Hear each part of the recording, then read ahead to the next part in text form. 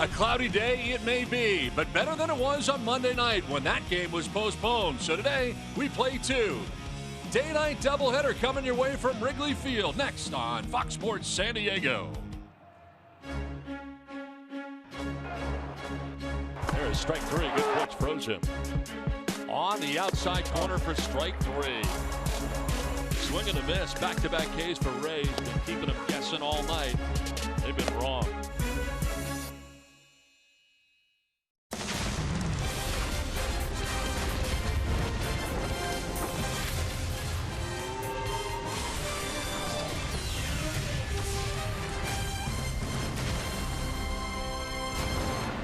Last night, the bats were alive for the Chicago Cubs. They scored 8 times. The Padres able to make a late run, but came up just a tad short as the Cubs took game 1 of the 3-game series between the Cubs and the Padres. Well, today it is Colin Ray, who is fresh off his no-hit bid back at Petco Park. An 8-inning effort, nevertheless. Kyle Hendricks on the other side, so far 2-2 with a 3.10 ERA. His 6th start of the year in a good pitching matchup today.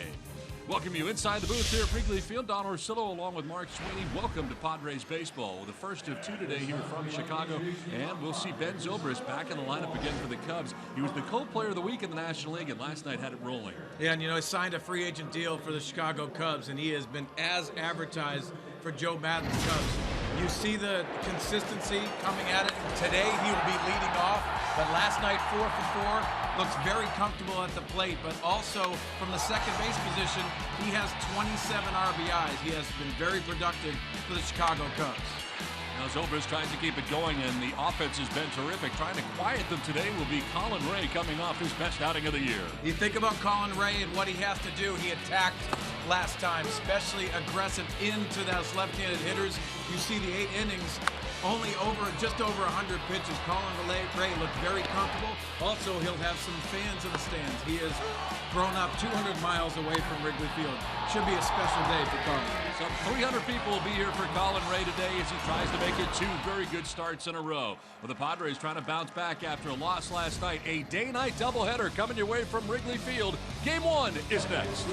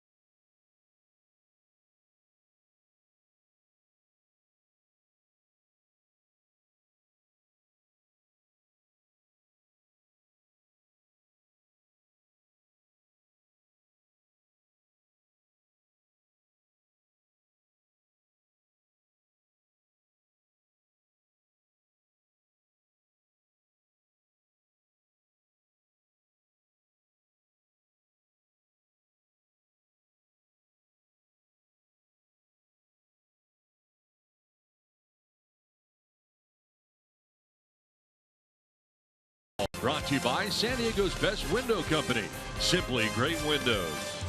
By Petco, your complete pet store. And by Pinnacle on the Park. Make your new home here. Visit pinnacleonthepark.com for details. Well, welcome you back here to Wrigley Field as we get ready for game one of a day-night doubleheader. It's time now for our Saquon Pick the Stick. Fans, you can decide who you're with by tweeting out hashtag I'm with and the last name of the broadcaster you think has the best pick. If you're right, you could win a free foursome of golf at Saquon Golf Resort. Here are our picks today. Julie Alexander going with Will Myers. I went with Alex Dickerson coming off his grand slam last night in the starting lineup today. Mark Grant going with Norris today. Mike Pomerantz, Jankowski, and Mark Sweeney, Kemp. I really like your pick. Alex Dickerson with the first career home run last night. Andy Green and the Padres, 2 games today. Well, the first pitch of this day-night doubleheader into Travis Jankowski leading it off today for the Padres. .235 average, no homers, a run batted in, his 24th game of the year.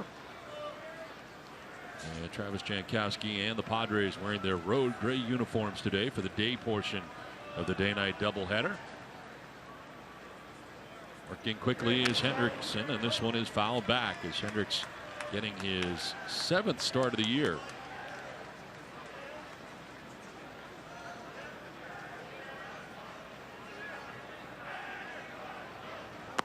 Hendricks missing outside. Jankowski, Myers, and Kemp here in the first inning. Trying to set the table and giving John Jay the day portion of the day-night doubleheader off.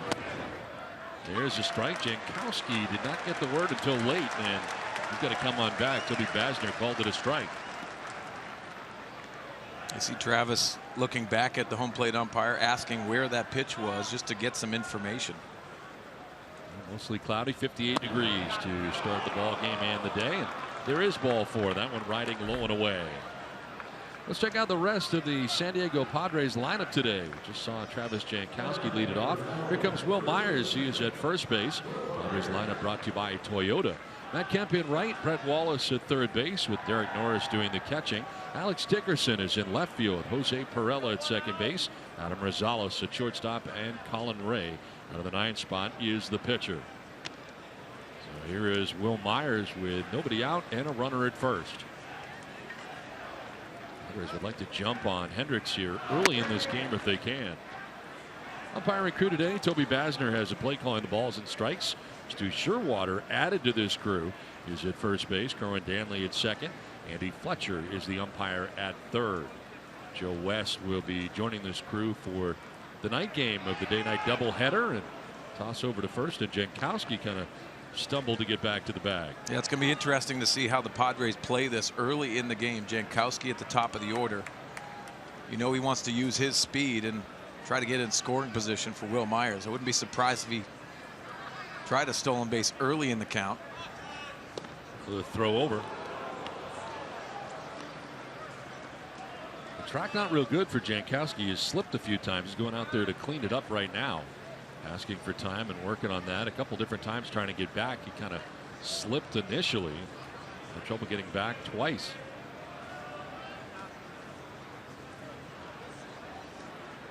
Will Myers hitting at .271 coming in. And Jankowski getting that big lead once again.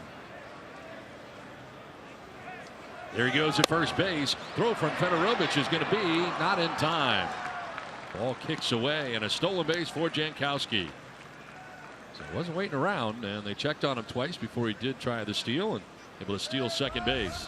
Yeah, pretty important early in the count to take your opportunity. Travis Jankowski, nice jump and a head first dive in the second base. Zobrist doesn't come up with the ball. Sliding on that back part of the base. The ball ended up ricocheting off Jankowski.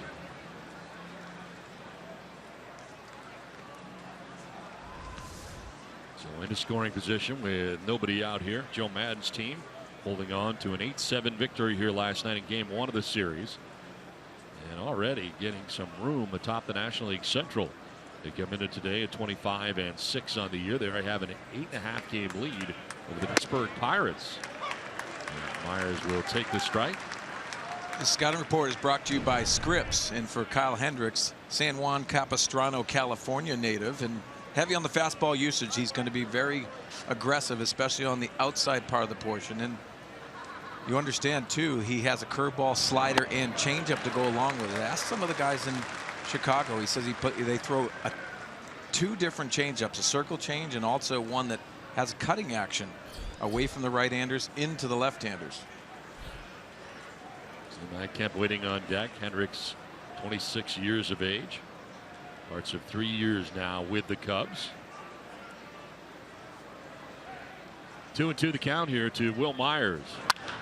And he'll spray one foul down the right field line out of play. And the Cubs on top of the National League Central. I mentioned the room. They already have an 8.5 game lead over the Pirates, 9 game lead over the Cardinals. And it's truly amazing the way they have started the season, playing 31 games. And they are 25-6 right now heading into game 2 of this series. This Cubs team beat the wild card last year in Pittsburgh and then went into Pittsburgh this year for the first series and swept them. Ground ball towards third, and the runner will have to stay at second, and the throw off the mark gets away into the seats, and they will grant Myers second base, and it'll be Travis Jankowski who will come around here for the Padres to put him on top 1-0. So the errant throw really costly there. They had Jankowski stopped at second base and not able to advance, and a good throw gets Myers at first, but instead it's airmailed up and into the seats, and the Padres take a 1-0 lead. Real costly error here in the first inning. Yeah, wet ground, and you see Baez taking that opportunity. Worked underneath the baseball, goes away from Rizzo into the seats.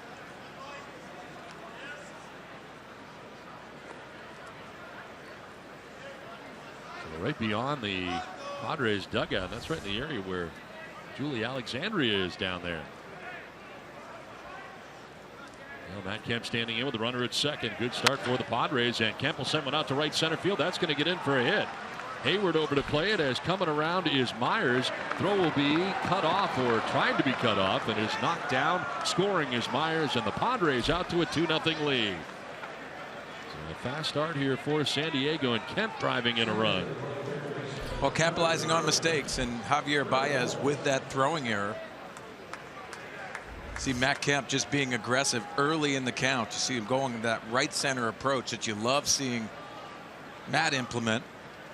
But the Padres are on top early, which is very important.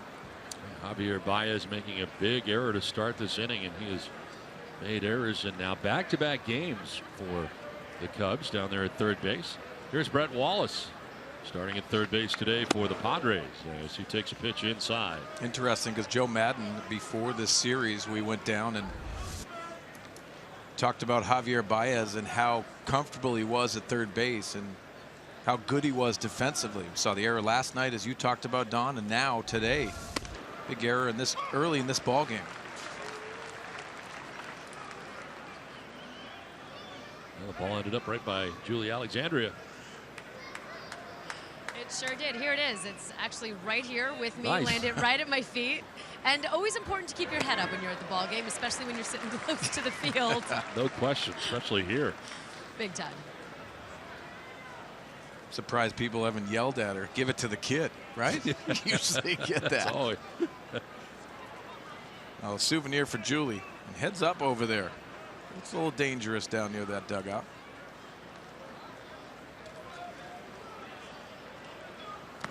In the dirt as Fedorovich gathers it. So now a little kid does have a baseball. Nice, lady Julie. right there. Nice work. Happy young lady taking a ball home, taking a picture.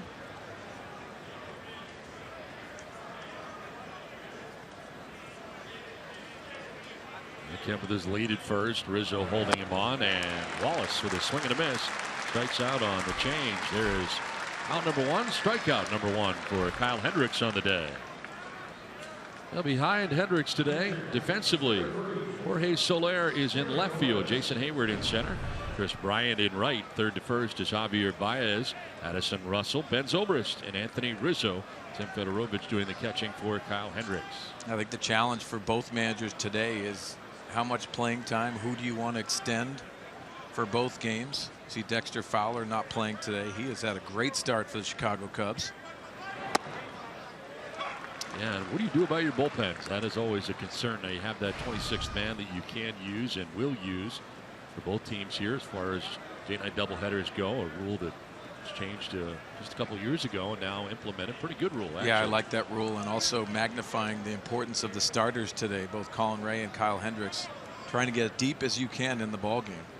And for the Padres, you got to think that Luis Perdomo unavailable after he logged some innings last night, 3 of them out of the pen. Yeah, I think a lot of people were wondering why Luis Perdomo was having an at-bat last night. Well, factoring to trying to manipulate the bullpen today, having enough coverage to go through both games, really alludes to that rule that Major League Baseball has, adding an extra pitcher, which I really like. But why Perdomo? You knew he was probably not going to come back today, even if he threw 2 innings. Derek Norris batting with 1 out and 1 on, and that pitch will miss away. 21 pitches here in the first inning for Kyle Hendricks, and Padres who grabbed a couple of runs. 11 strikes in those 21 first pitches here for Kyle Hendricks. Norris reaches out and lines this to left field for a base hit. Up to second base goes Matt Kemp, and a ringing single for Derek Norris. Padres swinging the bats here out of the gate here in game 1. Yeah, aggressive style, and you know the Padres came here just hitting in the cages but getting loose. This is a 2-seamer, it's just elevated. Really nice swing by Derek Norris. We've seen that production for Derek Norris elevate in recent games. Here is Alex Dickerson, who got his first major league home run last night. It was a grand slam here at Wrigley Field, and great feeling for him last night. Brought the Padres back within a run. His first major league home run, and it's a grand slam, so what a great moment. Unfortunately for the Padres, not coming back, but you can see the smiles and excitement on the bench for Alex. Fedorovich headed out here to talk to his pitcher, Kyle Hendricks. The Padres hitters, first career home runs, grand slams, Alexei Amarista. Back in 2012 at Houston against the Astros. Juan Vazquez doing it at Tampa Bay. And Alex Dickerson joining that list. Nice way to get your first home run. Chris Bosio, the pitching coach, out there to talk to Hendricks. Has been a tough beginning so far here today. The Cubs started. Didn't help defensively behind him with the error by Javier Baez. Yeah, that's one of those things that you want to have a clean game, especially in this first one. Moving forward, you see the inclement weather. The fog rolled in last night. That was pretty cool to see, but we got lucky we finished that game last night when we did. Yeah, you couldn't even see the light towers by the end of last night's game, and some of the buildings you can't see the tops of here looking out into Chicago.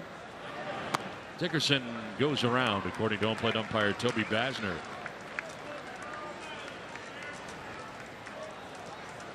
And still a lot of fog here in the area here during the day. It's not cleared off yet, and get a look at that swing as he did go around. Now Dickerson off the end of the bat, little cue shot down the third baseline. Hendricks will barehand and throw to first base. Good play by the Cubs pitcher, able to just nab Dickerson at first base. On the play, Kemp will take third, and Norris to second with now 2 down. A spin on that, and Hendricks did a good job to quickly get off the mound to field it. Here comes Jose Perella, off to a 3 for 10 start in a Padres uniform, and at 300. Getting his second straight start at second base. Well, 2 singles in the game last night. It's an aggressive swinger we saw in spring training, especially on the fastball. Yeah, pretty good overall game for him last night. A couple of hits and played pretty well at second base. Yeah, looked very comfortable. Made a nice play at the end of the game, coming across and making the play on the move. 7th member of the Padres to bat here in the top of the first inning, and that breaking ball in there for a strike. I'd love to get a couple more here in the first inning off Hendricks. They have Kemp at third, Norris at second, and 2 down here in the first inning. On the ground slowly by the mound towards Russell at short. He'll barehand and throw, and he gets it there just in time to get Jose Perella and to end the inning. So the Padres come away with a pair in the top of the first inning. The Cubs are coming up from Wrigley Field in Chicago.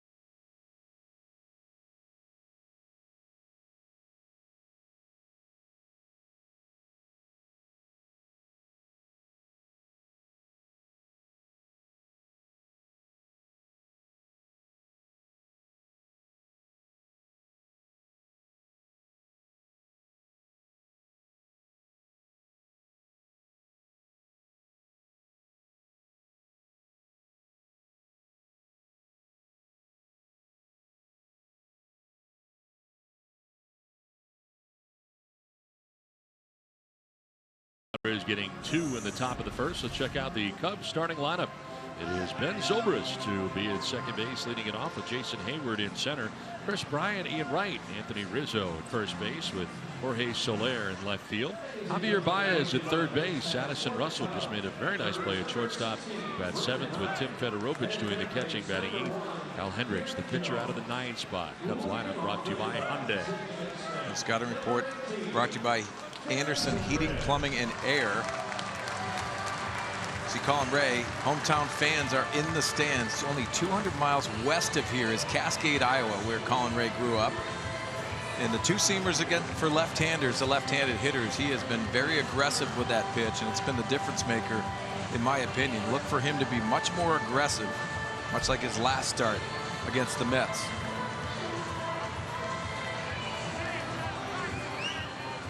Well, the keys to the game today: success against the leadoff hitters of the Cubs. Dexter Fowler is not playing this game, but the leadoff hitters in every inning are hitting on-base percentage over 400. Ben Zobrist, who has been on fire, and last night another big night for Zobrist. Leads it off here today. 305 on the year, 5 homers, 27 runs batted in.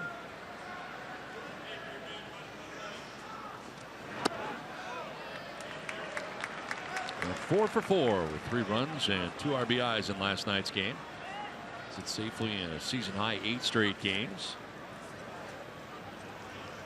Co-player of the week in the National League. They're falling behind here, 3-0 to Ben Zobrist, with Jason Hayward and Chris Bryant to follow.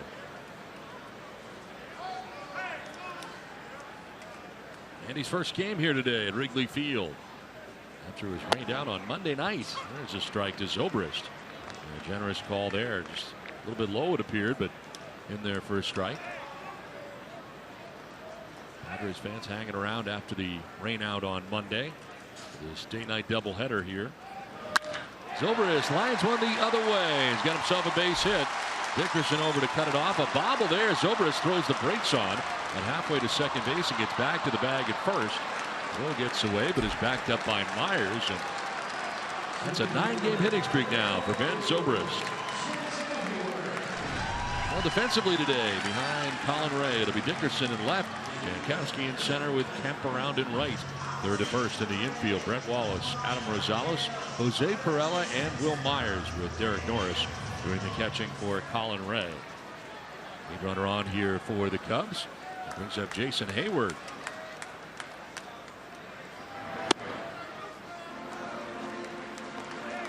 Zobrist now 5 for 5 in this series, all singles. Yeah, you see Zobrist going the other way. Last night we saw a lot of line drives to right field. Looking at 3-1 pitch the other way. That's when you know they're locked in.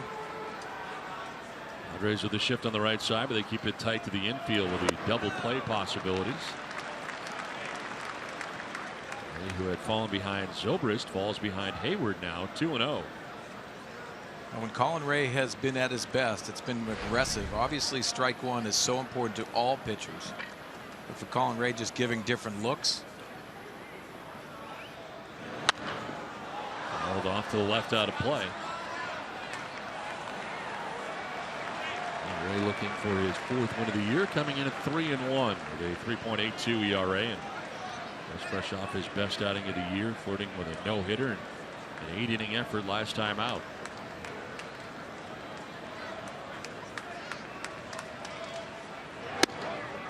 Talking about friends and family who are here for Colin Ray. I imagine a little added pressure for him today. Yeah, added pressure, but also exciting too. I think that's one of those things you wonder how Colin Ray is going to handle it.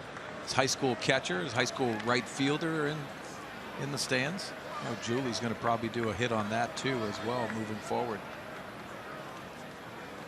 His hometown newspaper was here. They had TV here yesterday. Everybody wanting to talk to him and spending time with him. That'll be ball 4, and down to first base goes Hayward. So a single and a walk to begin this bottom of the 1st inning for the Cubs.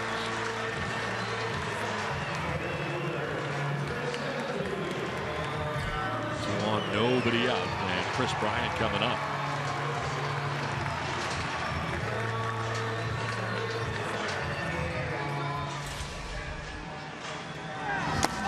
Chris Bryant last year making his debut against the San Diego Padres. James Shields had his number that day. Punched out 3 times. Frustrating day, but exciting day for Chris Bryant. National League Rookie of the Year last year. 99 RBIs on the season as well.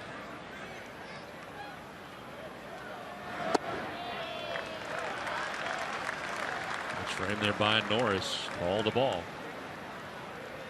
The Cubs, who are also Rookie of the Years in years past. Some good names on that list accompanying Chris Bryant.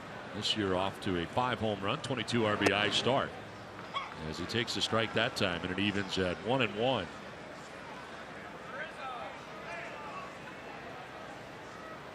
.295 average coming into this game today in this day-night doubleheader.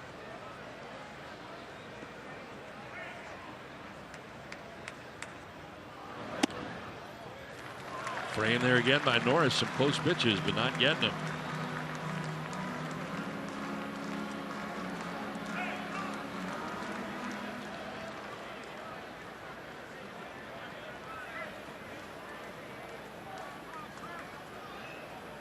(2-1).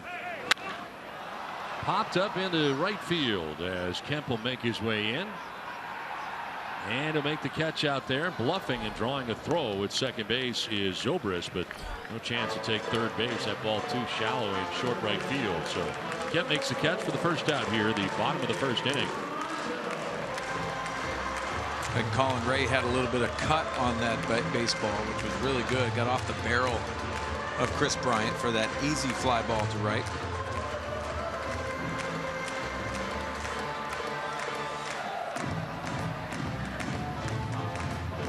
Here comes Anthony Rizzo. 1 out, 2 on. Rizzo, the first baseman. Well, Don, we hear it all the time from Mark Grant. Just putting up a 0 after you score, the importance of that shutdown inning.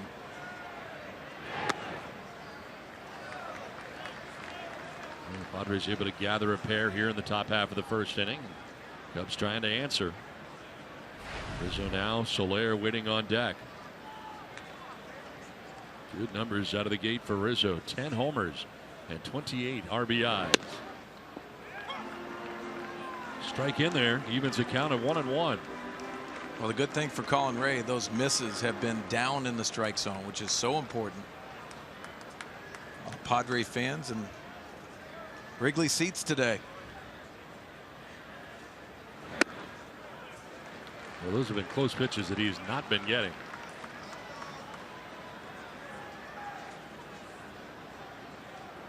Zobrist at second, Hayward at first with 1 out here in the Cubs' 1st inning. 11 balls, 6 strikes so far for Ray. Working behind a lot here as he spins off the backside of the mound, trying to keep Ben Zobrist close at second base.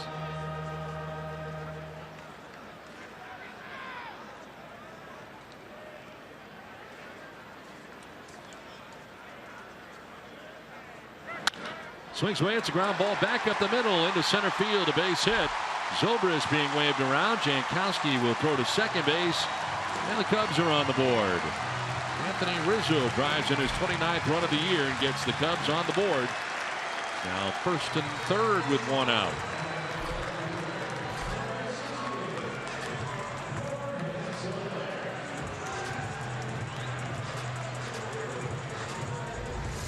Well, Colin Ray does his job, ends up jamming Rizzo, but perfect placement for the big left-hander, and Hayward rounds second base and easily into third.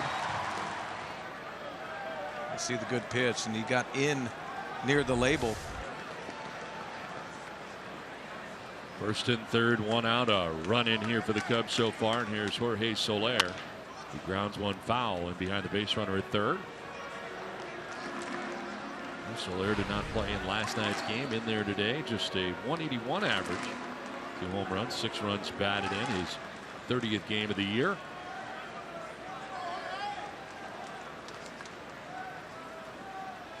Five for his last 38 at the plate. Hits a pop-up. Myers, the first baseman, makes the catch over by first base. And Soler retired there just on a little pop-up in the infield. 2 down.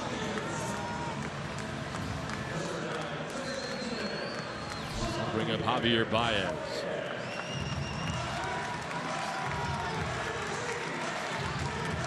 Not sure what that was about, as the home plate umpire, Toby Basner, went out to say something to Colin Ray.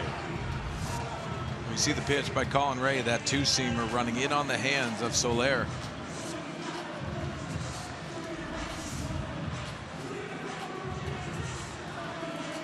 Hayward at third, Rizzo at first, 2 down here in the first with a run in.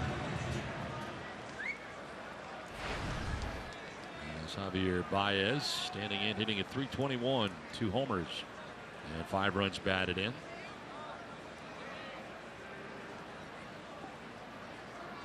Apparently on Soler's last swing on that pop-up, the backswing got a piece of Derek Norris, so home plate umpire giving Norris a little professional courtesy, some extra time, so that's why he went out to talk to Colin Ray. Well, we've seen Derek Norris get beat up back there.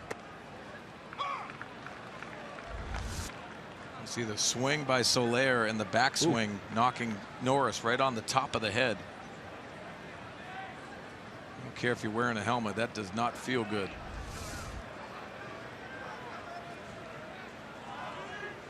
First and third, 2 down. Baez hits a line drive to shortstop on a hop that gets to the shortstop. Rosales throws to first in time. And that will end the inning. So first and third left there for the Cubs. They get a run.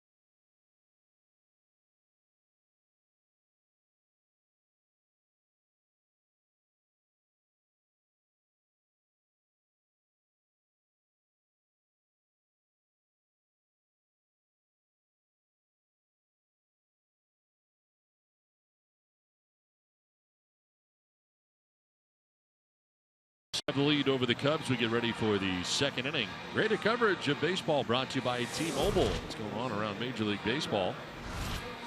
As Miguel Montero sent on a rehab for the Cubs. He'll be heading up AAA Iowa to try to work his way back. And Michael Bourne signed a minor league free agent contract with the Arizona Diamondbacks. Chris Young will have an MRI on a sore right forearm, former Padre, and sent back to Kansas City in the middle of their trip to have that MRI done. Yeah, Michael Bourne was released by the Atlanta Braves, signed with Toronto, played in AAA baseball, ended up hitting .300 for them, ended up getting released again. The Diamondbacks signed, but that's bad news for Chris Young. Unfortunately, the former Padre. Adam Rosales leading it off here for San Diego in the second inning.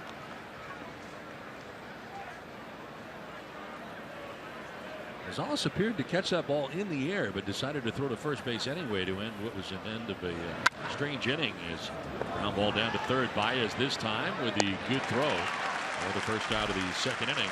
Our Ram Trucks Tools of the Trade focuses on Kyle Hendricks and his repertoire, and you see how he's worked. We've seen it early in this game, especially with the fastball usage. You see the cutter working on the outside part of the plate, trying to stay out of the middle. The curveball in to Daniel Murphy of the Washington Nationals. The cutter just trying to give different looks. This is a control pitcher that works to both sides of the plate, has two changeups, both the one in and then the fade away to left-handers, but working Daniel Murphy in. That's our tools of the trade. When you have that command, you can work on both sides of the plate, different looks, the off-speed pitches. Seen a lot of nibbling from both sides of the starting pitching today. Now look at his pitch selection. A lot of fastballs from Kyle Hendricks. And one out here in the second inning, dealing with the opposing pitcher, and Colin Ray takes strike two. And see the high percentage, and the cutter is actually that fastball as well, so it adds to it. But just movement and control and command is how Hendricks works. Held off just above the Cubs dugout on the third base side.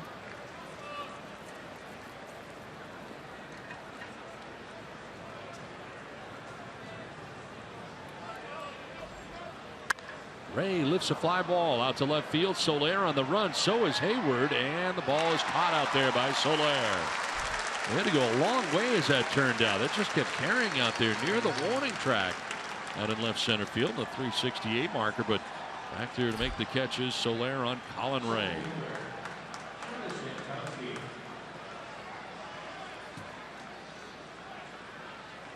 Highest percentage of fastballs this year. We just saw Bartolo Colon. Now we're seeing Kyle Hendricks, who is fastball heavy. And typically it's mostly away.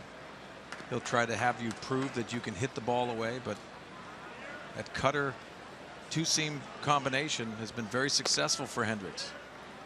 You saw Cashner on that list as well in the top 5. And what about Andrew Cashner today is that his side session was kind of scrapped, and they're a little concerned about the hamstring cramps being worse than just cramps. Yeah, the cramps in both hamstring. He has not had any leg problems at all in his career, so it's very strange. And Andy Green talked about that.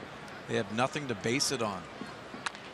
Jankowski off to the bat, little dribbler back towards the mound that Hendricks fields and throws, and he bounces back well with a 1-2-3 second inning, 2-1 Padres.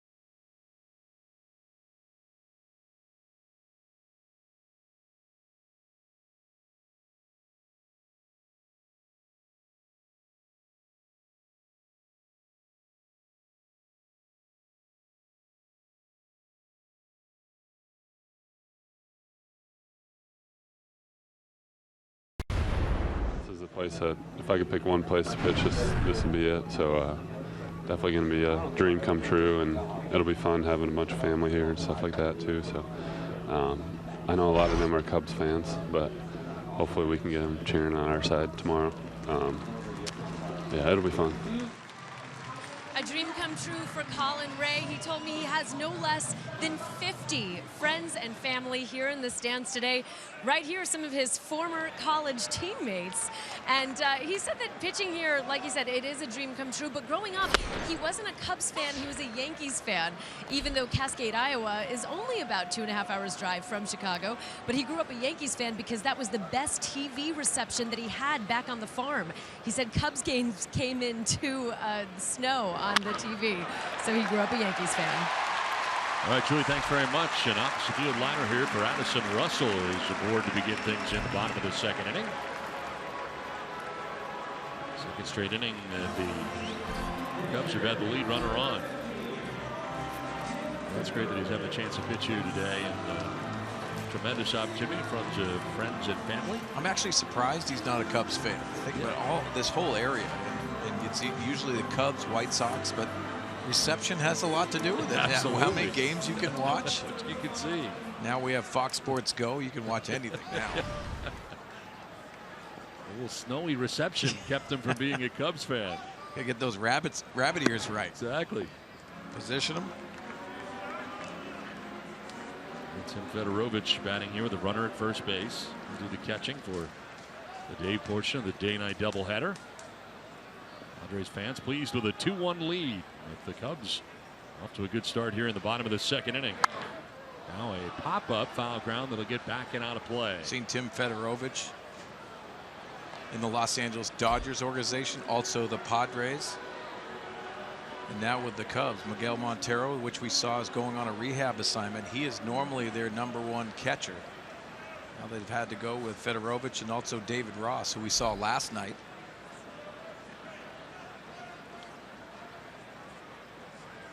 Ross having to catch a little bit more than I think Joe Madden would like at the moment. Here's a sharply hit ball that's off of Myers, kicks out to Perella. He'll go back to Myers for the out. That was hit so hard that Myers couldn't make the play cleanly, but it ricochets off him to his second baseman, and Perella gets it back to Myers for the out of Fedorovich. Yeah, it looked like it went off of Will Myers' foot, but the awareness of Perella, let's take a look. You can see going off that right foot, but Perella calmly goes over and makes a nice play. No panic there, and Myers, the presence of mind to quickly get back to the bag at first after he couldn't make the play. And now here's the pitcher Kyle Hendricks batting for the Cubs. He'll take a strike over the outside corner. So 3-4-3 on the putout of Fedorovich at first base. Hendricks at the plate, 1 for 9. And the foul back to the screen.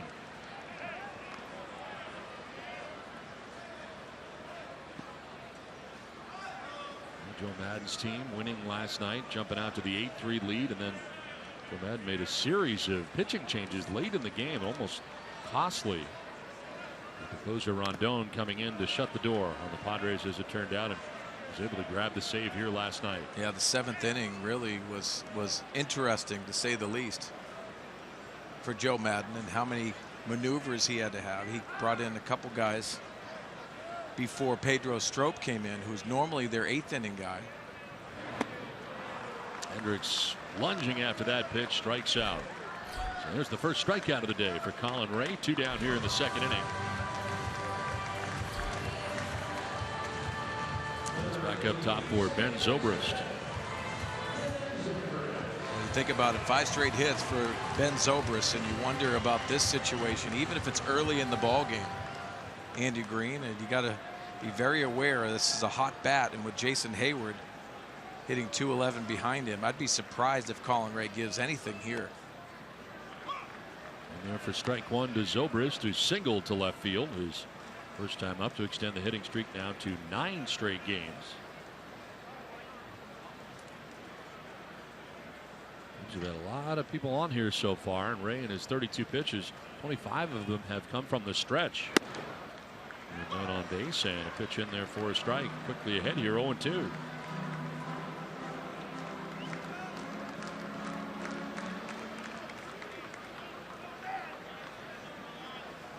Russell at second base, 2 down here in the inning. Zobrist lines one into right field for a base hit. Here comes Addison Russell to tie this game at 2. A 2-out RBI single for Zobrist, who's down 0-2 this time, and he drives in the tying run. Well, when you're hot, the game just slows down, and for Ben Zobrist right now, everything looks very comfortable.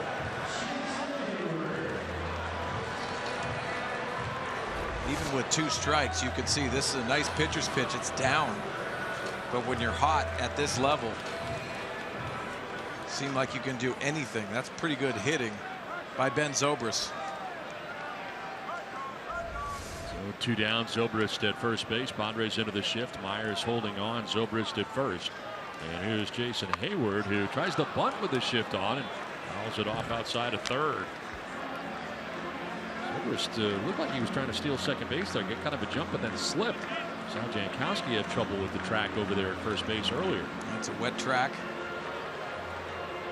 Grounds crew has done a really nice job, but they put Diamond Dry down, and then surprisingly they ended up wetting the infield, which you can see has already come into play.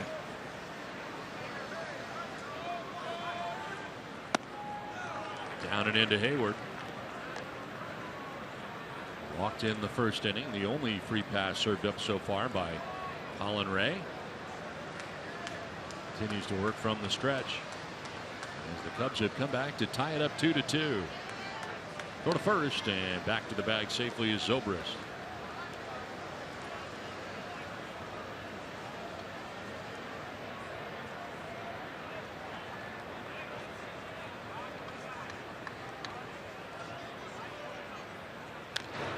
Wood fouls off another and now finds himself down 1-2.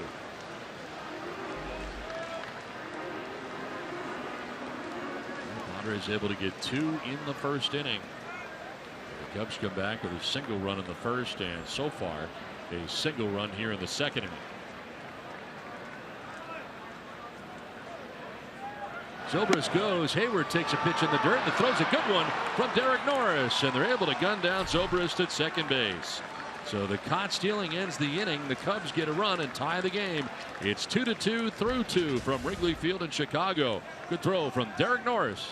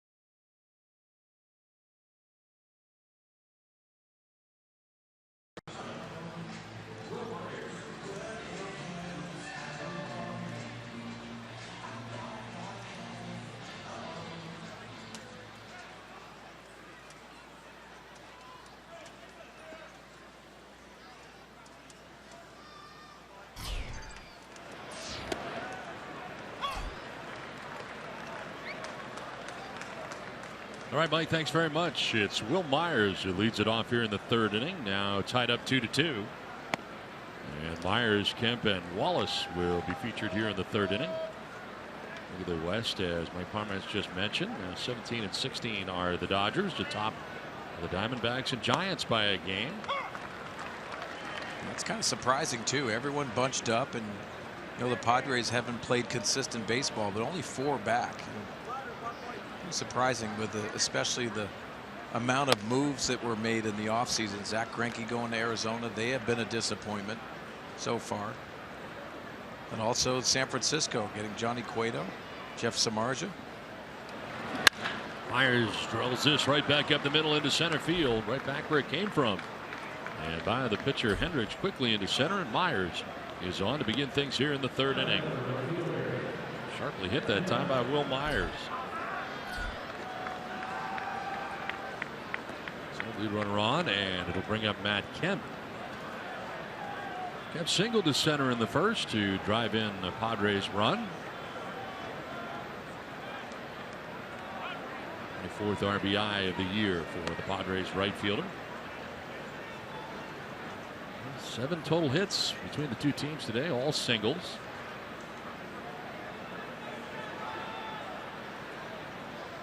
Kemp has one of those singles as he gets ready to face Kyle Hendricks for the second time today. How much do you think Arizona's hurt by the Pollock injury that took place? Yeah, I think that's huge. And you think about what A.J. Pollock did last year for the Arizona Diamondbacks, the consistency. But that was really the first year he stayed healthy, put up numbers. Obviously that talent, but the elbow injury at the end of spring training going into it. As we see Matt Kemp's hit by direction at left center field. You know, the big part of the field is where he predominantly does his damage. On the ground to third base, Baez will go to second for 1, on to first for 2. Well, double play turn there. Baez, who made the throwing error earlier, now playing pretty well defensively at third base, and this time able to initiate a 5-4-3 double play.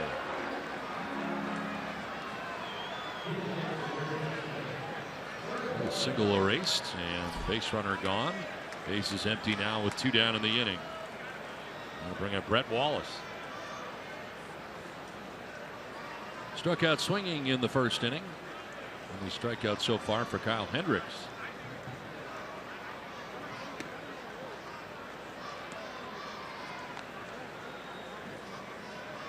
Oh, look at the Dodgers, even with that win last night, still 6-9 at home at Dodger Stadium so far this year. Yeah, no one running away, and you would think that one team would get out to a really good start. And to the benefit of this whole division, everyone is in it. A lot of parity in baseball.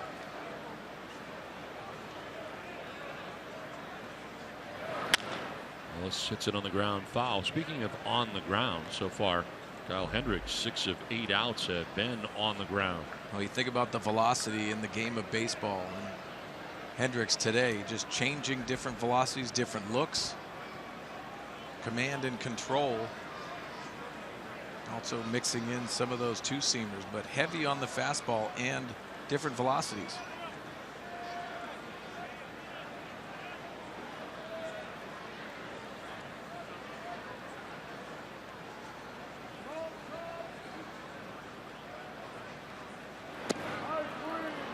Just off the outside edge. 2 balls, 2 strikes. Wallace getting the start at third base again today for the Padres. Shifting on him on the right side, and that one inside hits him. So Wallace down to first base with 2 down, the hit batter. Padres have a 2-out base runner. And that'll bring up Derek Norris. Well, Norris able to gun down Ben Zobrist to end the bottom of the second inning. Another caught stealing. Yeah, really nice throw and a defensive shift. I think Derek Norris is due for one of those long balls.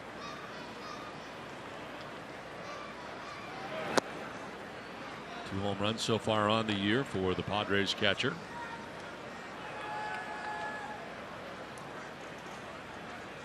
You see the last 6 games, he has been very productive. Even the outs have been hard.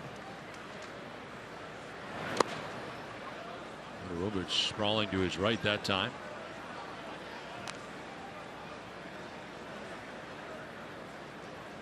Of course, last year Norris setting career highs in nearly every offensive category, included throwing out a best major league 38 runners last year.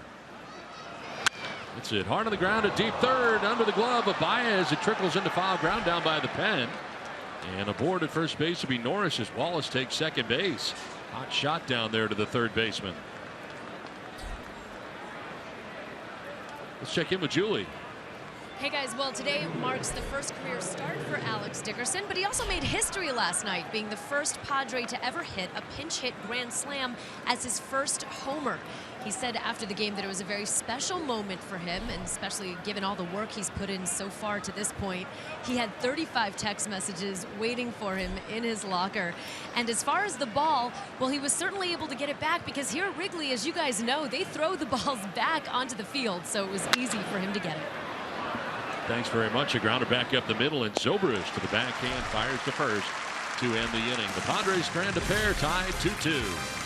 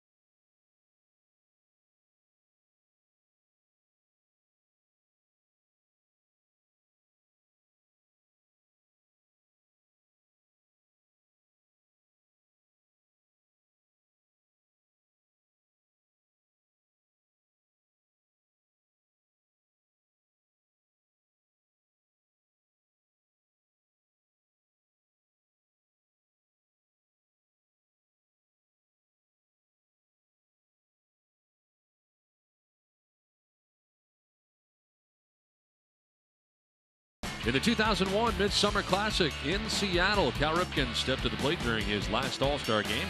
Had no choice but to step out of the batter's box and acknowledge the thunderous applause from the fans at Safeco Field, wanting to pay their respect to him in his 20th year of his Major League career. Ripken stepped back and, of course, take the vicious cut that sent the ball soaring to left field to become the oldest player in history to go yard in an All-Star game. Ripken was named the game's MVP, making him the first AL player to ever win the award twice. And Cal Ripken Jr. Loved Cal Ripken Jr. The best. The opportunity to broadcast his last game at Camden Yards. This one down the right field line, falling fast and falling foul. You know what I loved about that game too? Joe Torre moving him over to shortstop from third base, and Alex Rodriguez over there, and it was pretty cool. One of those special moments and the respect that he had throughout the game of baseball. And you think about his incredible record. All those consecutive, I mean, how did that even happen? How does that happen? Think about just having the flu one of those days and not being able to start. The consistency of it. You know, that day that he broke the record was kind of a special day for us. That was our rookie hazing day. Down the right field line towards the pole, but a foul ball. We were in Atlanta, and you know, rookie hazing comes where you have the dresses hanging in your locker that day. We played a day game in Atlanta, flew to St. Louis, and right when we got there, we ended up having the game on. We went home and watched Cal Ripken and making that track all around the field because of the breaking the record. Were you a rookie that year? Yeah, I was. And it was one of those moments that I'm watching the game, but I'm still in the garb that the veterans ended up throwing on me. Yeah. Wasn't really a comfortable watch, but it was a special moment. Obviously, remember it for different reasons. But yes, Cal Ripken, what an icon in the game of baseball. You'll never forget, I'm sure. Good swung on a miss here by Jason Hayward. That is his second strikeout for Ray. I think that's one tradition I think rookies would like to have go away. I think it's funny. You know, we had 9 rookies at the time. One of our, as we take a look at the last pitch, the 2-seamer, and elevated and just over the top of the barrel. But one of our guys, TJ Matthews, a rookie reliever, had to wear a tutu that day with fishnet stockings. If you think about, but the greatest part of it, the veteran catcher that decided to put him in fishnet stockings, he paid his clubhouse dues the rest of the year. Oh, that's nice. It was really nice. Very nice touch.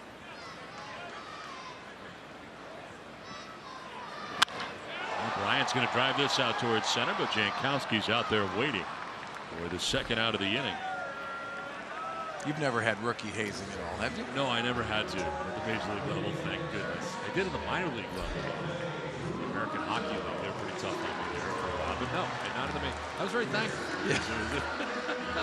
It's not a great time, but obviously when you have 8 other rookies that are dressing up too, you just have fun with it. Yeah. Go on the plane, you have to serve the veteran guys their meals. It's just one of those traditions in the game of baseball that you have. We've had some funny ones over the years that I've had too. I'm amazed by the outfits that they come up with. It's just unbelievable. The creativity. Yeah. A lot of time goes into it. Anthony Rizzo batting here, had a single to drive in a run in the first inning, batting with 2 down here in the third. Colin Ray trying to settle into this outing. First inning, the Cubs have not had the lead runner on. Look out, hot shot into the Padres dugout. Ramirez wants it to go in a different direction.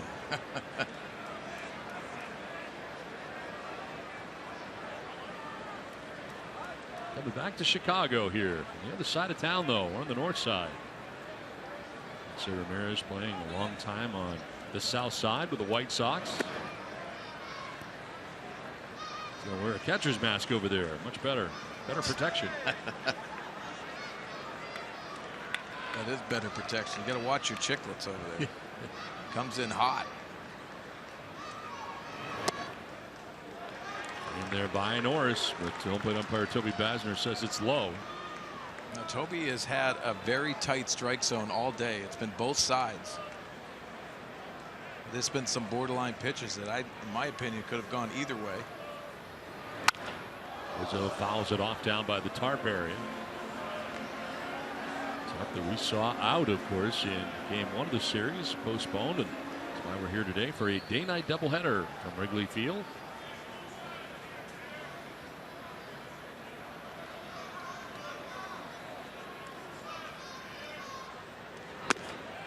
Outside, and Rizzo draws a 2-out walk. Second walk allowed by Colin Ray on the day.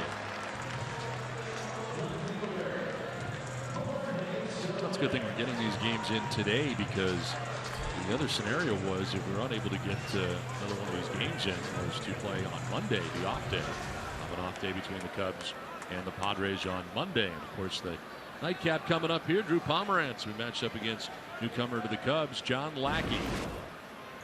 Well, the action right here on Fox Sports San Diego for you, both games. Jorge Soler popped out to Will Myers at first base in the first inning, 0 for 1.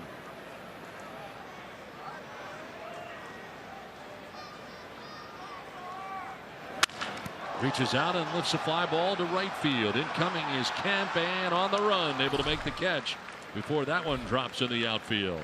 Got to be careful when you're in the dugout. Alexei Ramirez knows it all too well. This game's tied at 2.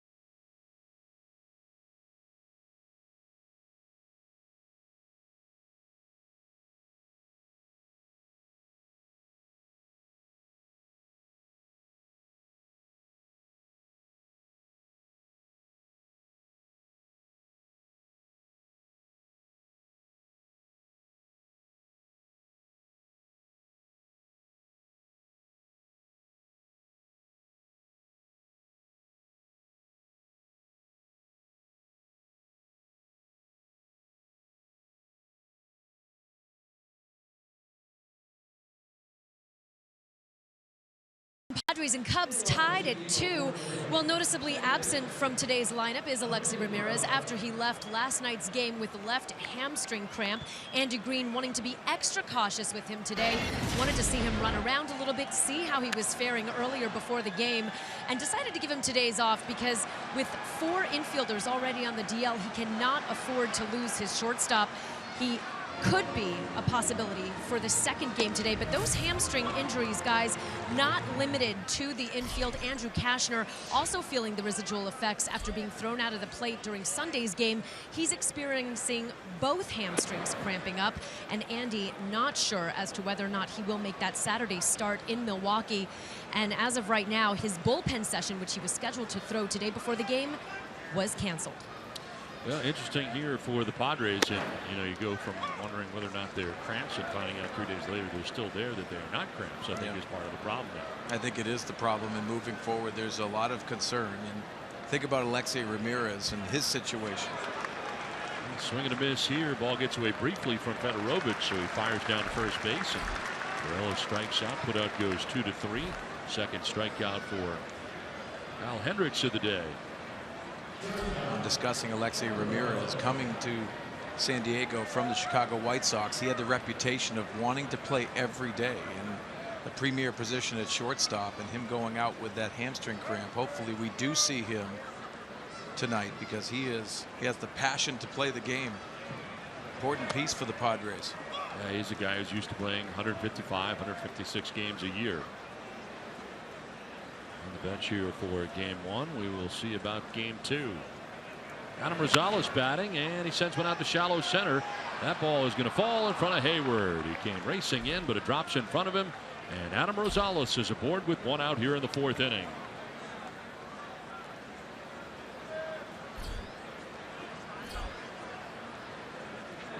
Base hit here with 1 out for Rosales, and it brings up Colin Ray.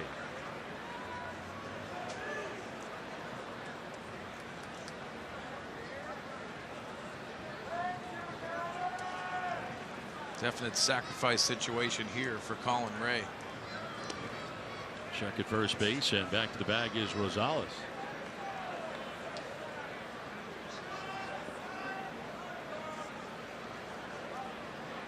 He actually flied out close to the warning track his last time up. Jorge Soler running it down out there in left field as turns the bunt, but fouls it off.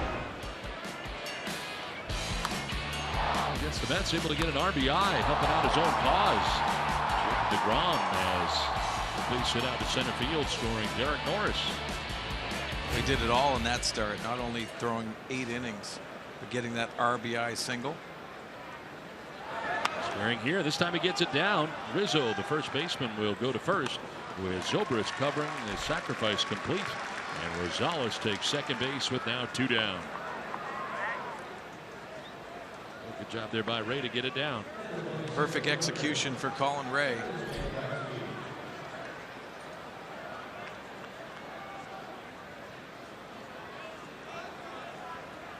Rosales in scoring position. Chance here for Travis Jankowski. Walked in the first inning, stole second, and scored the Padres' first run. This time up, grounded back to the mound.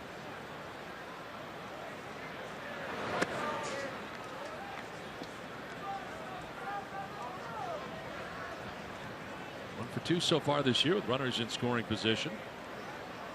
Jankowski's been coming off the bench a lot, and certainly as a defensive replacement at times in right field for Matt Kemp late in games, but getting the start here in the day-night doubleheader. Well, Andy Green coming into the season knew that Travis Jankowski, a 4th outfielder, was going to get some spot starts. But as you said, Don, that defensive replacement, typically we've seen him a lot in center field in a Padre uniform, but he has embraced right field. Has done a nice job late in ball games. That's not an easy job. Was after that, we checked with Fletcher at third base umpire, and he said he did offer. Not hold up.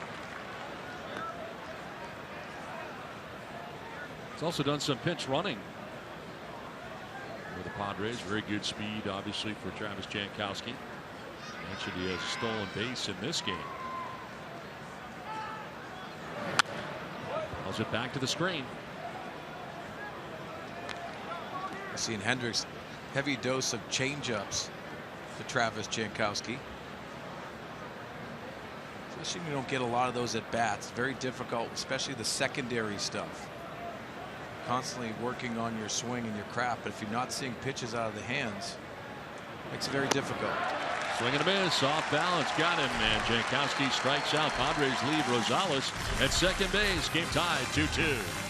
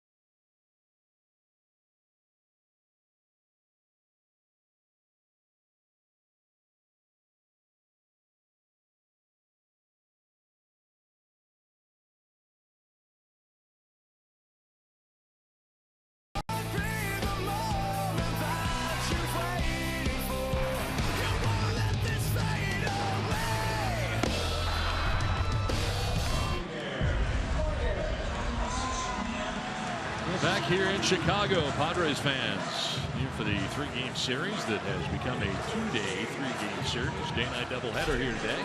Day portion of the day-nighter, and the Padres and Cubs are tied up 2-2 as we head here to the last half of the fourth inning. Right back on the mound, a cloudy day, a lot of fog here in the area. Baez stands in and will take ball one. Baez first at bat last night laid down a base hit bunt that started his night. So you see Brett Wallace at third base. He is up on the grass, even looking for that. And another backswing that gets Derek Norris. Sort of been hit in the head. I don't know where this one got him. Maybe a little extra time here. Norris has been hit twice now in this game.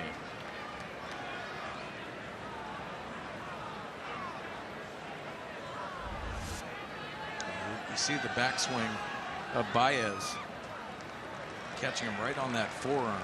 Oh. About Derek Norris, and some of those catches will stuff themselves closer to the plate. But after two backswings today, catching him, one off Soler and now on Baez, so he'll probably back up just a little bit. I was going to ask you about that. I mean, that's twice now. I mean, I wonder if that's the reason. A little closer than usual. Yeah, some catchers will tend to go up here and get underneath there, but he's going back. I don't blame him either. Give him a little more space. This is driven down the left field line towards the corner, and that ball is going to be a foul ball. Actually, no foul ground down that left field line, but foul down there by Baez just out ahead.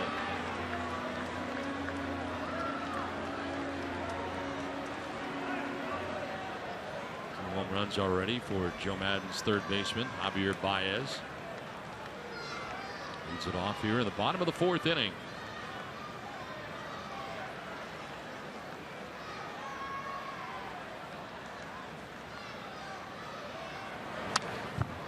Calls it straight back this time. Ray with a 94-mile-an-hour fastball.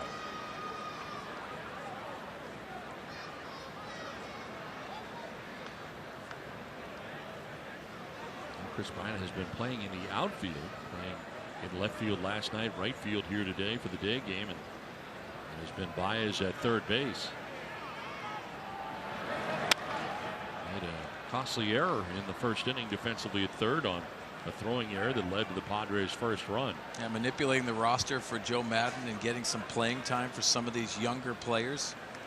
Javier Baez, Kyle Schwarber is on the 60-day DL. He was your left fielder, very good left-handed bat.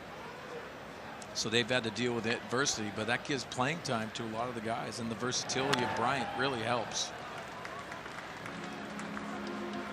So last night in left field, today in right field, but Baez is trying to get some playing time for a lot of these younger players and continuing trying to keep that roster with at bats, but also they're winning ball games. So Joe Maddon has everything going, pushing the right buttons. Look out, and that ball is up and gets Baez. He fouled off 5 pitches in this at bat, was hanging in there with a tough AB, and now he gets hit with a pitch. So down to first base, lead runner on for the 3rd time in 4 innings for the Cubs. And Addison Russell coming up. We'll see where it gets him here. Looked like it was high on the arm or the shoulder. Yeah, it looked like a split finger. It goes off the tricep area of Baez. Just got away from Colin Ray.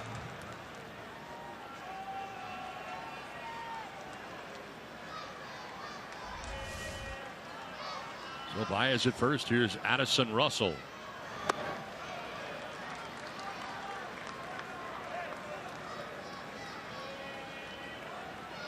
Russell singling to right field in the 3rd inning. One of 4 hits today for the Cubs. Came out to score the 2nd Chicago run.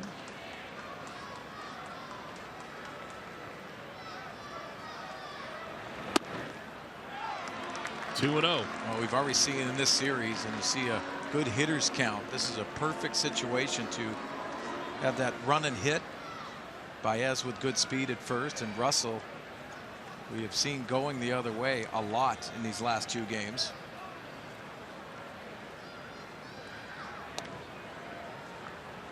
Stutter step back to the bag for Baez.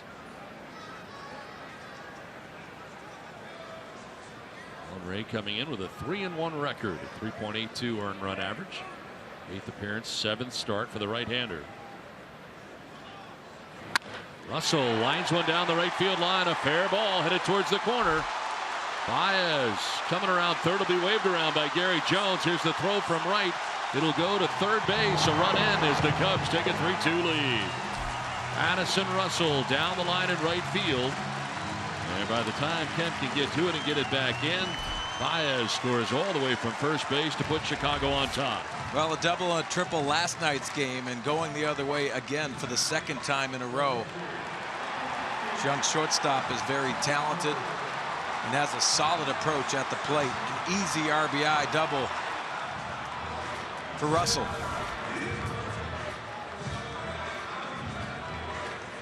Russell at second base now, nobody out, a run in. Hit batter and an RBI double, and here is Tim Fedorovich. Double, the first extra base hit of this game. First 9 hits of the game, all singles combined between the 2 teams. Fedorovich retired 3-4-3. A ground out that kicked off Myers first at first base. Ricochet to Perella, then threw to Myers to get Fedorovich back in the 2nd inning.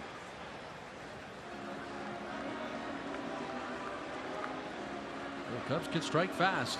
Got that kind of offense.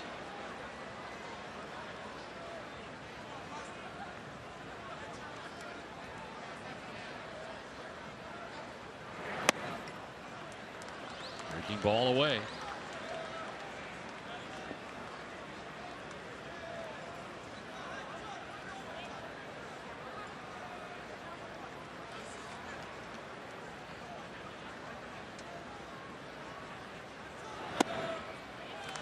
There again by Norris, but called the ball.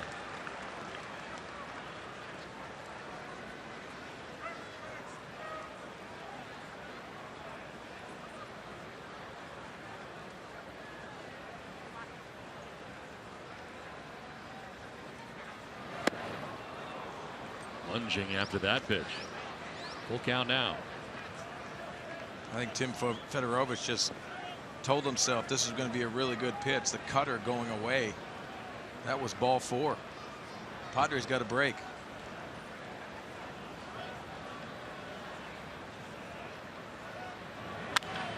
Swings away here and fouls it down the right field line and hangs full here at 3-2. Colin Ray up to 70 pitches in his outing. Not have an out yet here in the bottom of the 4th inning. Cubs have just taken a 3-2 lead on an RBI double by Addison Russell. A foul off to the right.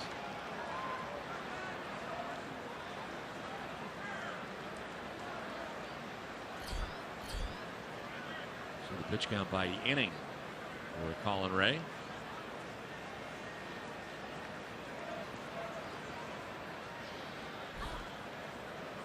Foul balls today. 19 fouled balls by Cubs hitters. This is not foul. It's straightened out and quickly to left.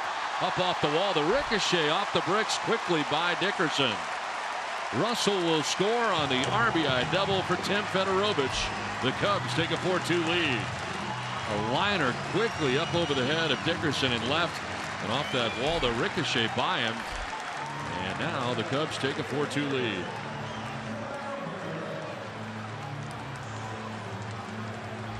Well, back-to-back doubles, and you see Federovich, who has good pull power. He rifles this off the left field wall. Getting that situation with a full count. He looked for that fastball, and he got it. Back-to-back doubles here for the Cubs. Now the pitcher, Kyle Hendricks, a strikeout victim in the 2nd inning. Drops the bunt down. It is a good one. Ray will take a look towards 3rd, but throws to 1st. And the sacrifice complete, getting Federovich to 3rd base. 1-4 on the sacrifice. So the run potentially 90 feet away now for Chicago. And Ben Zobrist coming up. How hot has he been? 7 consecutive at bats with a hit.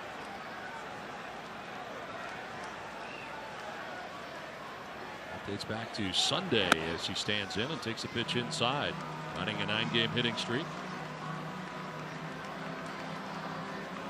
2 for 2 today. A single to left, a single to right, and he's driven in a run.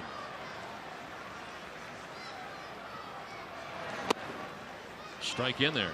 Last time when he got the hit, Ray had jumped ahead of him 0-2. 0-2, and he threw a nice pitcher's pitch down in the strike zone. But when you're hot, Ben Zobrist took it almost off the ground for the RBI single.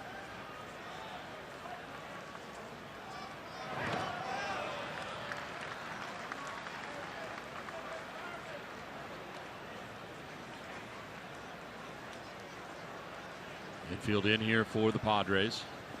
Federovich at 3rd base, 1 out here in the 4th inning. Already 2 runs in for Chicago.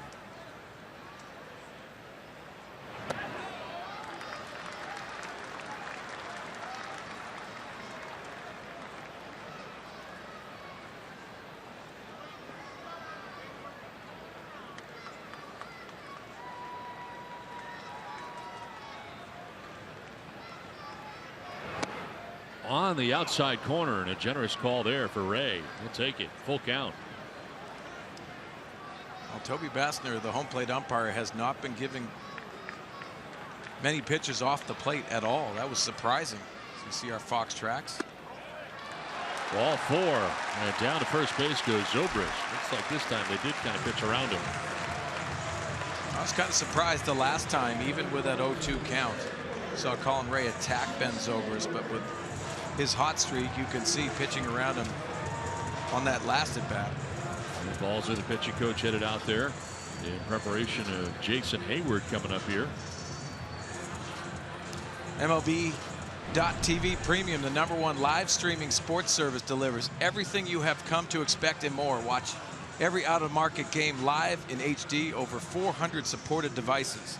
Includes a free subscription to At Bat Premium, the #1 app for live baseball. Blackout and other restrictions apply. Visit MLB.TV for details.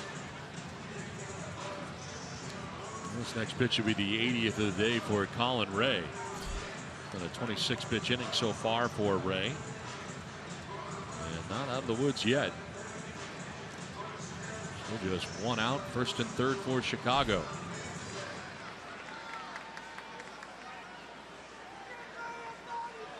Hayward has walked and struck out swinging. Well, Don, what makes it pretty interesting, this Cubs offense, and watching in the last two nights, and everyone around baseball is talking about how they grind out at bats, taking pitches, fouling pitches off, but also the danger part of the portion of how talented they are. They can hit the ball out of the ballpark, but they work these pitchers, and you see those pitch counts that go up, and they're elevated because of that approach at the plate, consistently straight through the top to the bottom of the lineups.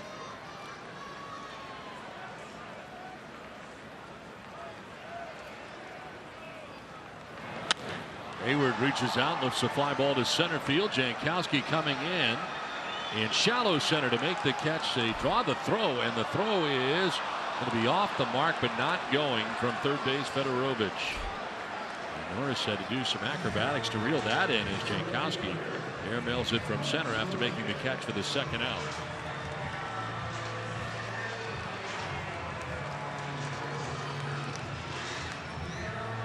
Two down, and that'll bring up Chris Bryant.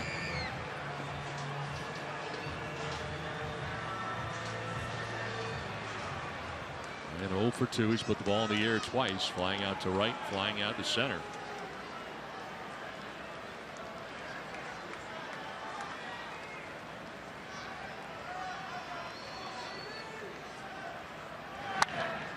Getting harder to see the center field scoreboard here at the moment, and any buildings beyond Wrigley Field. Yeah, you wonder if it's going to affect the outfielders moving forward as you see the fog in center field.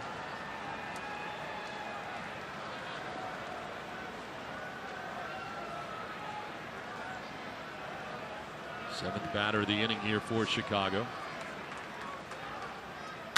Ryan hits one in the air to center field. Jankowski going back at the wall. He leaps and makes the catch. Travis Jankowski out there at center, bangs into the bricks out there, but holds on to the baseball. Nice catch by Jankowski in center field. Back to get it at the Ivy.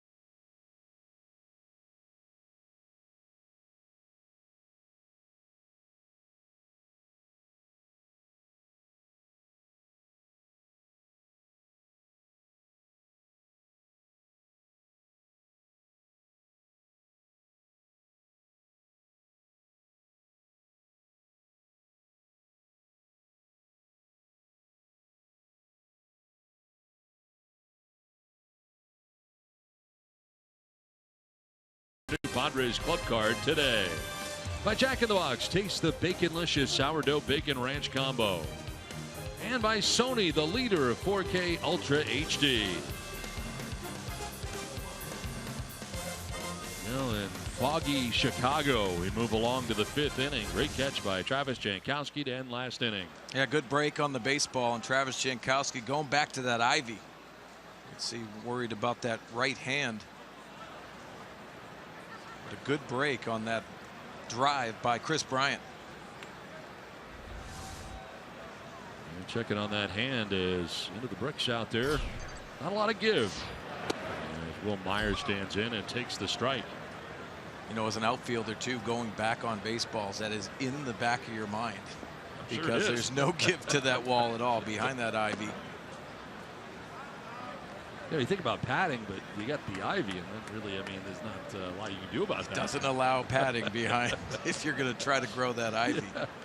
Here it is. You see the bricks on that right behind the 400 sign.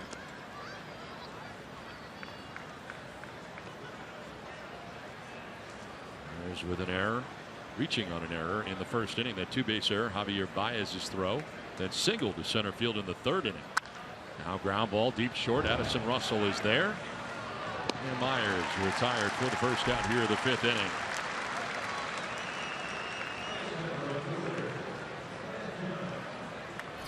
So one down, and it'll bring up Matt Kemp.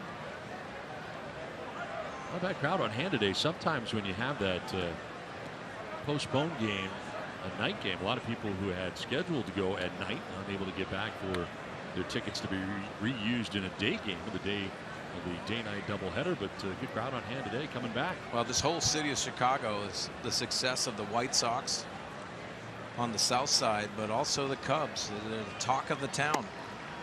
The White Sox with a 5-game lead to start the day atop the American League Central. 5 games better than the Cleveland Indians. So far, disappointing starts for both the Tigers and the Kansas City Royals, especially the Royals.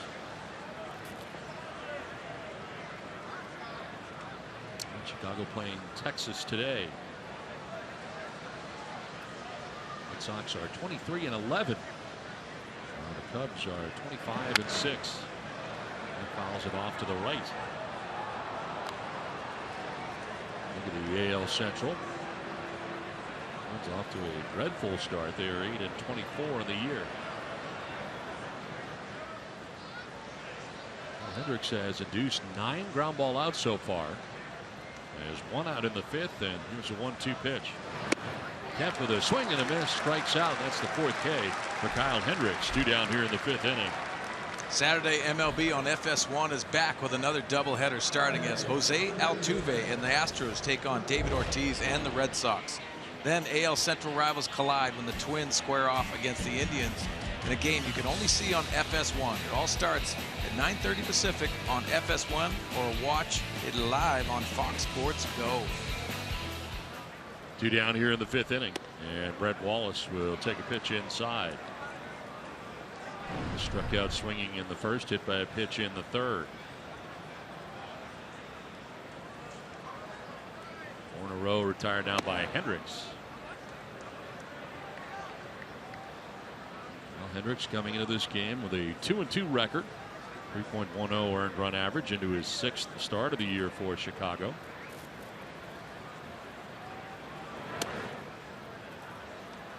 Well, that mound visit by Chris Bosio in the first inning to settle Kyle Hendricks down really has been probably the meeting of the game, because Kyle Hendricks looks like he's settled in nicely to this start. His pitching coach Chris Bosio.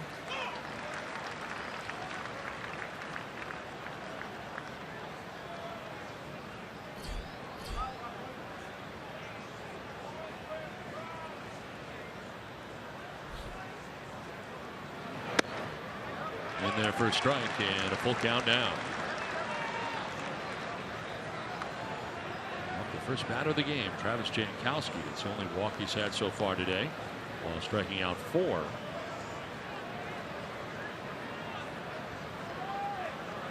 Payoff pitch to Brett Wallace. In there for strike 3.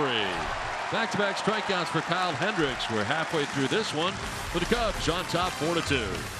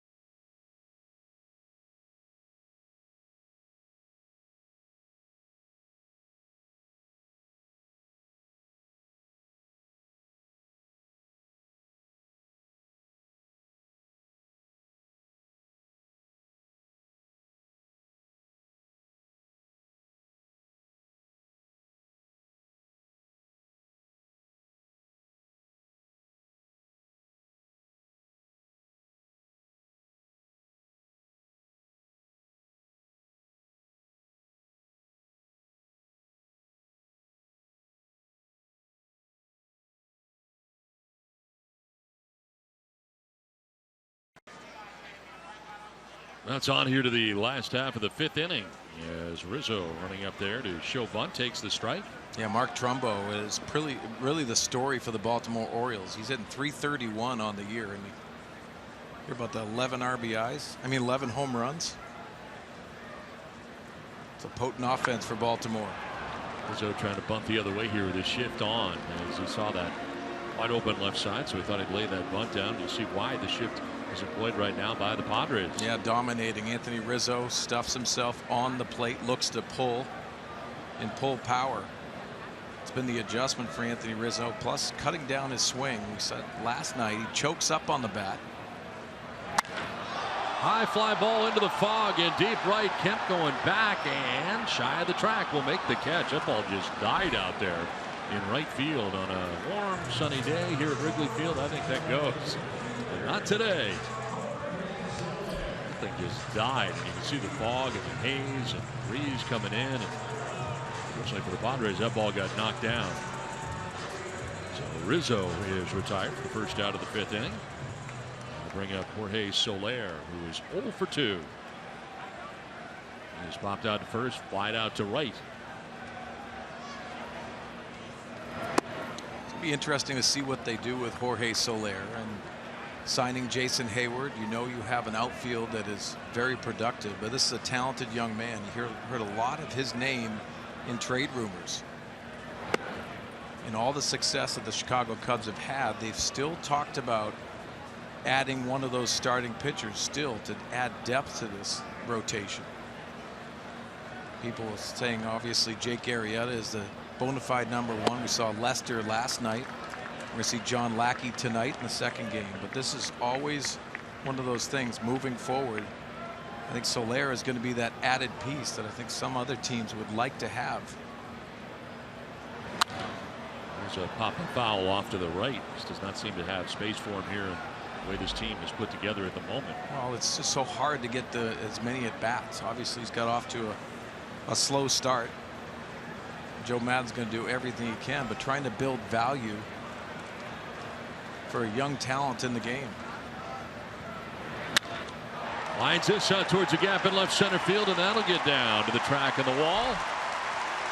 Jankowski digs it out, but Soler into second base with a 1-out double. Gapper into the alley in left center field.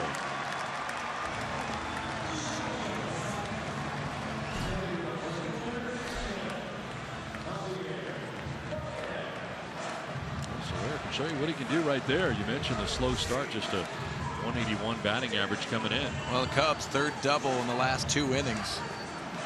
That's a really nice swing. You see the cutting action of this pitch. So Soler staying on that swing into that left center gap. 1 out, runner at second. Javier Baez, the batter. He is grounded to short, then hit by a pitch and scored a run for the Cubs. Breaking ball there baffled Baez. He's ducking for cover. And that surprised Derek Norris. With Soler on second base, you'll go to different varied signs, but watch the reaction of Derek Norris. Oh my, that's a cross up right there. That's a big league cross up. It's pretty good that he caught it. Yes.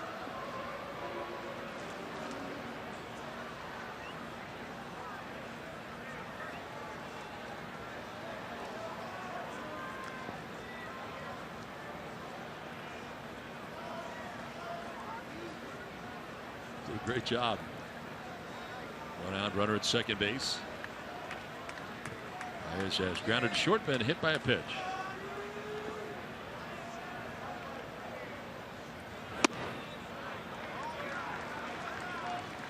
Two and 0.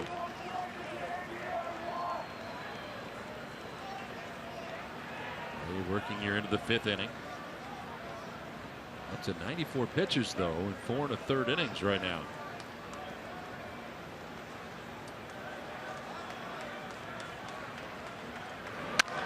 On the ground, foul.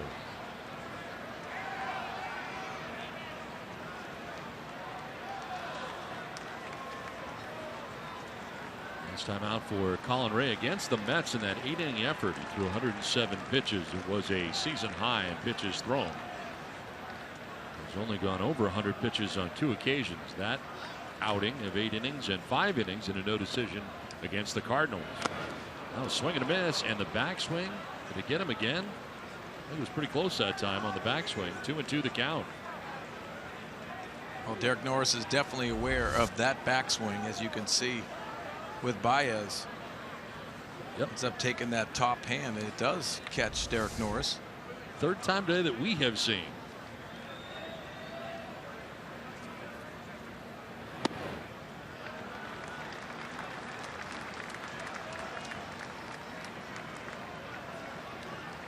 Count now with the runner at second base in Soler. 1 down in the inning.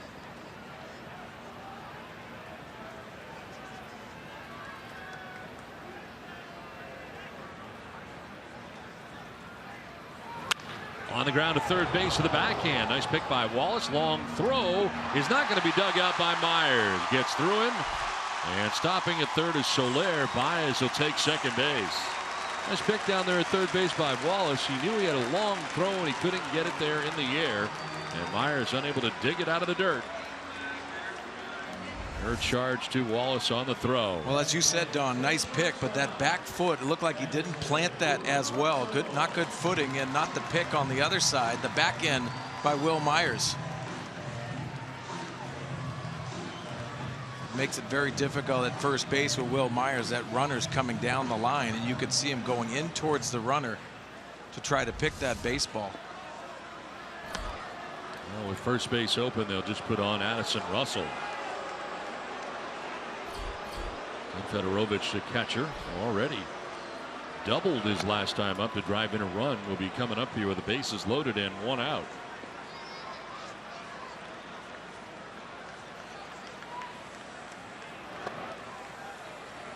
And action now for the first time for the Padres. I mentioned up over 100 pitches now for Colin Ray. This will be the 4th walk allowed by Ray, the first of the intentional variety. And down to first goes Addison Russell.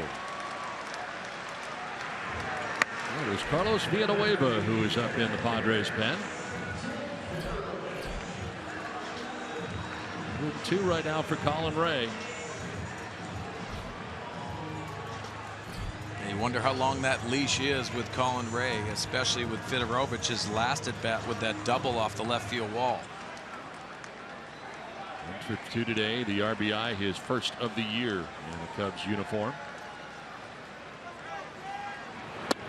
And he went around, offered at the curveball. Soler at third, Baez at second, Russell at first. Bases filled with Cubs with 1 down here in the 5th inning.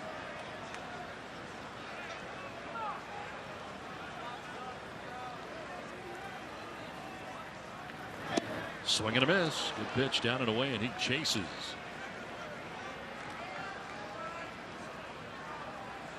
Ray jumping ahead here, 0-2. He'd use a strikeout right here, especially with the pitcher on deck.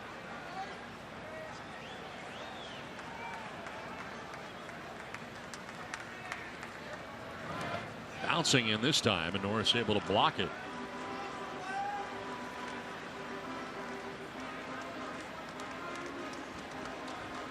The last 5 starts for Ray coming in 3-1 with a 2.61 earned run average. Padres as a team 4-2 in his 6 starts overall in the year.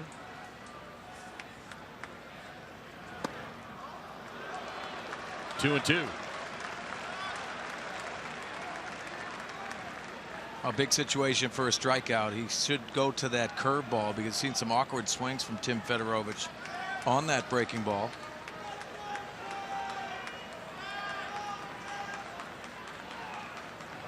Swing and a miss, and Fedorovich strikes out. Well, you needed something without contact, and he gets it, picking up his 3rd strikeout of the day. Could come at a better time. 2 down.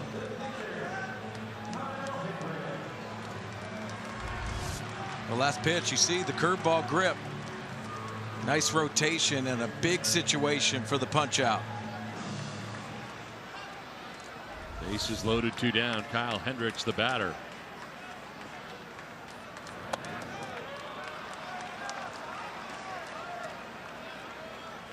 Hendricks has struck out swinging, and last time up had a sacrifice bunt.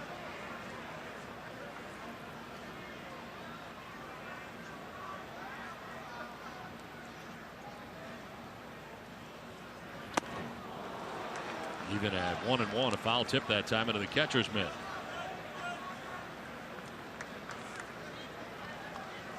Shallow and to go the other way. See Jankowski in center field moving in and towards right center. Generally, you see how most teams play the opposing pitcher. On the ground at third, Wallace with a good pick from one knee. The throw is in time. Nice play by Brett Wallace at third base from one knee, able to throw out Hendricks and end the inning. The Cubs leave them loaded in the 5th inning. We played 5 with Chicago on top 4-2.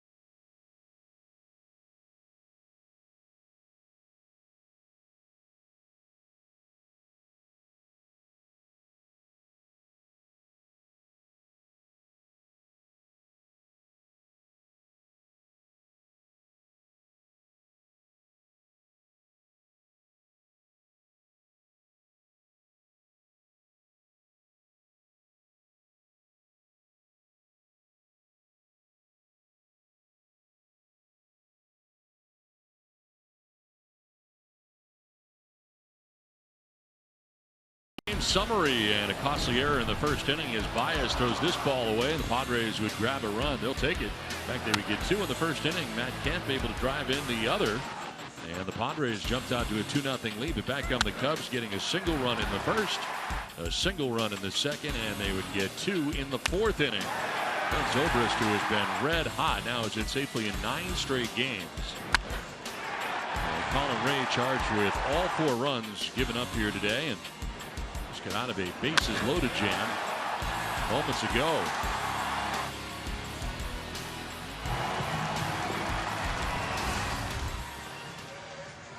On to the 6th inning back at Wrigley Field in Chicago. This play to end last inning by Brett Wallace, atoning for the error that he had made earlier in the inning on the throw. You see that reaction to his left and actually getting past him. And the accurate throw from his knees.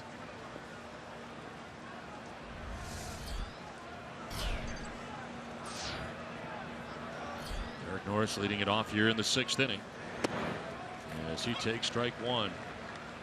Norris 2 for 2 in the game, a single to left, infield hit to third.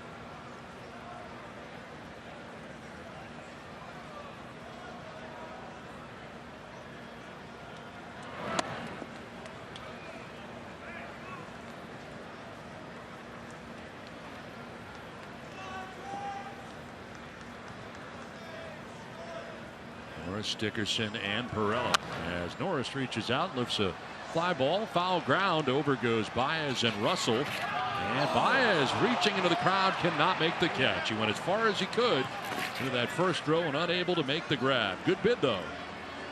Well, no hometown love there going into the seats. Thought Baez actually had an opportunity here. He goes right to the perfect section. Ooh. Just off the edge of the glove. So close.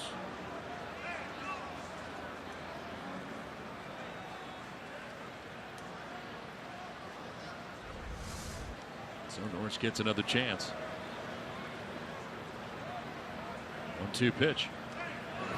And Norris with a swing and a miss. Hendricks makes quick work of him, and that's now 3 strikeouts in a row for Kyle Hendricks. 6 on the day. Seems to be settling in here through the middle innings. Yeah, he looks very comfortable and working on both sides of the plate. 6 Ks on the day for Kyle Hendricks. 6 in a row now retired by the right-hander. And here is Alex Dickerson. Dickerson grounding back to the mound in the first, grounded out to second base in the third, 0 for 2.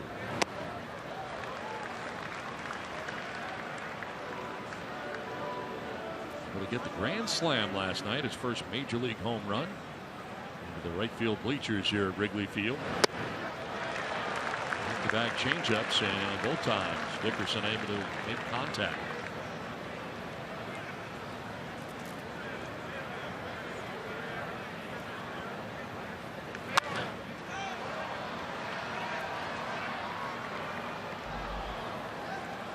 Padres have left 5 men on base through the first 5 innings.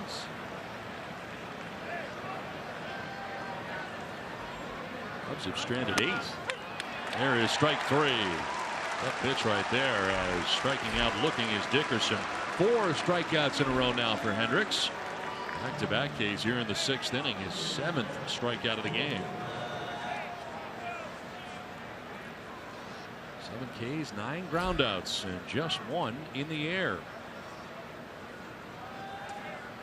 Here's Jose Pirela, 0 for 2 in the game.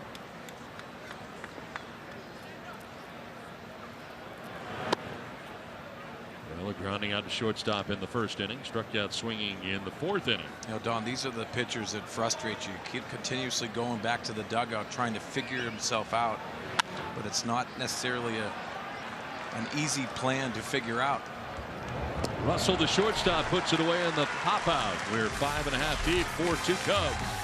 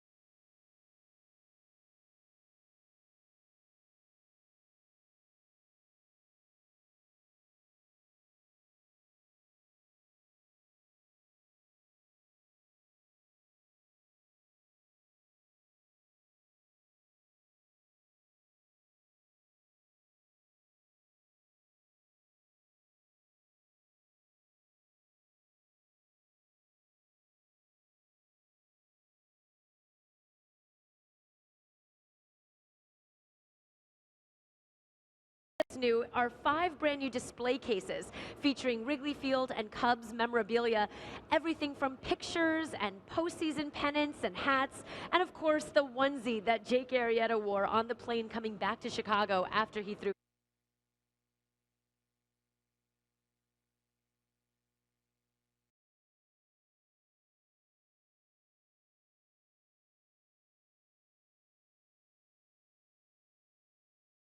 Course, right underneath the brand new bleachers that they added here at Wrigley. And one thing that's new are 5 brand new display cases featuring Wrigley Field and Cubs memorabilia, everything from pictures and postseason pennants and hats, and of course the onesie that Jake Arrieta wore on the plane coming back to Chicago after he threw his no-hitter.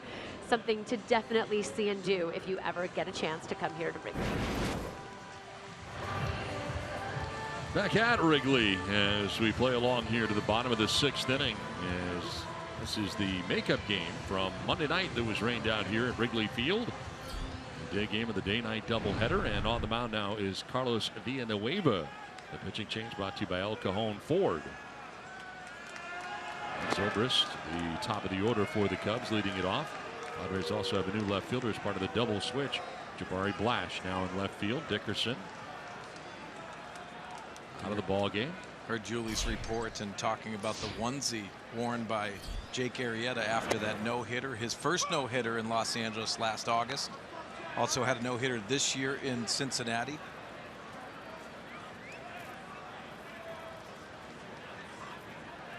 Zobrist, Hayward, and Bryant to bat in the inning. Colin Ray ended up with 110 pitches. 3 of the 5 innings he worked, he threw more than 20 pitches. So some longer innings for Colin Ray today, and leading to him being chased from this game after 5 innings. And think about this, the strike zone today and the challenges when you have a home plate umpire that has a tight strike zone and you're relying on those borderline pitches for Colin Ray. It wasn't there today. I think that's what drove up his pitch count. Also the foul balls from the Cubs offense. And a foul down by the bullpen for the Padres. Scatters him. Breaks them up. Those guys are just trying to stay warm down there. You can see the bullpens down both lines here at Wrigley Field. The heaters. Nice. I'll tell you, the dugout is incredibly warm as Zobrist gets into this, sending it out to center field. Jankowski has got a beat, and he makes the catch just shy of the warning track for the first out. So retired today for the first time, and in the series is Ben Zobrist, finally by the Padres on a fly out to center. He's in a slump. One out here in the 6th inning. It brings up Jason Hayward. Yeah, the dugout's really warm. I don't know what kind of heating system they got to get down there, but it is tremendous. Yeah, they put those big heaters, those space heaters underneath the dugouts. I spent a lot of time in dugouts.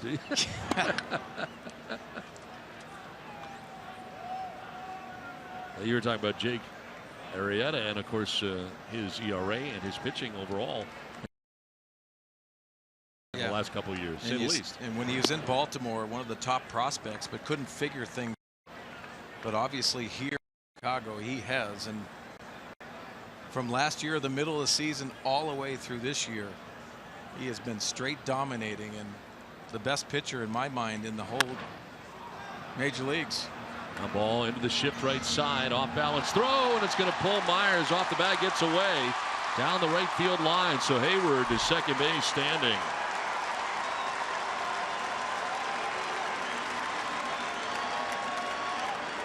Did Hayward get hit on this throw? Yeah, I think he got hit. It took off right down the right field line. Do or die play for Wallace, and you can see him barehanding it and trying to throw on the run. That gets away, and does it get him? Right on that left arm. From that bicep area, he cruises into second base with that ricochet.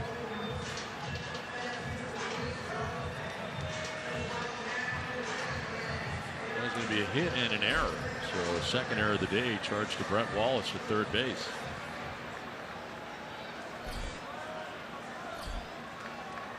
Chris Bryant with 1 out, and Jason Hayward in scoring position at second base. You think about the different throws in the shifts, and Brett Wallace not playing a lot of defense, not having a lot of time over at third base, but then he's in the shift and he has to do a slow roller barehanded play throwing from that spot. Really out of position. Yeah, and you know what it is, you have to make an accurate throw. You're here in the big leagues, you got to make those plays, but just not having a familiar way of making that play on a consistent basis. Gone through a lot of injuries in the middle infield, especially. Gonzalez with a good play from deep shortstop to throw out Bryant. No advance for Hayward. And there are 2 outs now here in the 6th inning, 6-3 on the putout. You know, the good news for the San Diego Padres moving forward, it sounds like Solarte is in Arizona. Corey Spangenberg, you're wondering when these guys are going to come back. For Andy Green, the manager, and the challenges he's had to piece it together. And that's not a comfortable feeling, especially the manager of Andy Green, knowing that he's defensive oriented and not having those regulars out there. It makes it very difficult. 2 down, runner at second base, and Anthony Rizzo will be put on here by the Padres. First base open. They will go after Jorge Soler. Second intentional walk of the day for Padres pitching.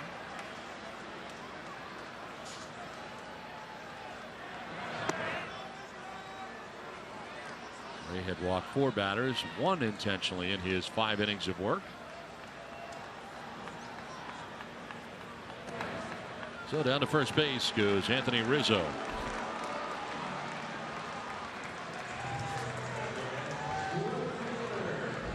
Rizzo was looking forward to hitting, but they looked back, found out he's going to be intentionally walked. I don't know why he's complaining, because that's a no-brainer for me with Soler, even coming off the double in his last at bat. Coming into this game, Soler hitting 181. It's a decision I think Andy Green was pretty simple for him to make. You get the righty on righty, and that'll drop in there for strike 1.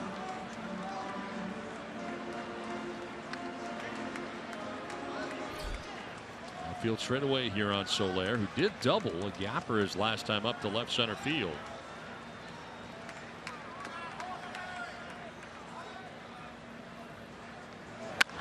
On the ground, foul outside of third. Jumping ahead here, Villanueva ahead 0-2.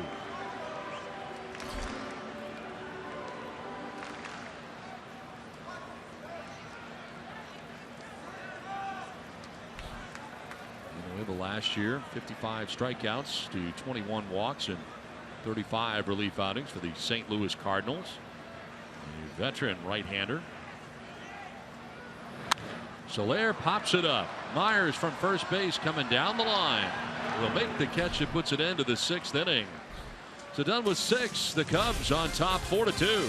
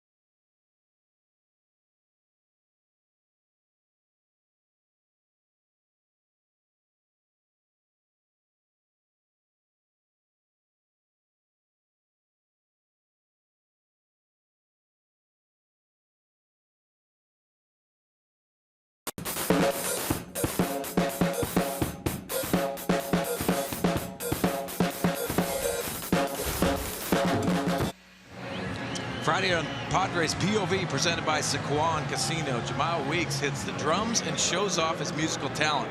And ever wonder how the players pick their walk-up music? Find out on Padres POV Friday after Padres Live on Fox Sports San Diego. Did you have walk-up music when you came up? I did. And Mike Tompkins, the video coordinator here, usually picked mine when I was here in San Diego. What'd you go with? I had One Shot.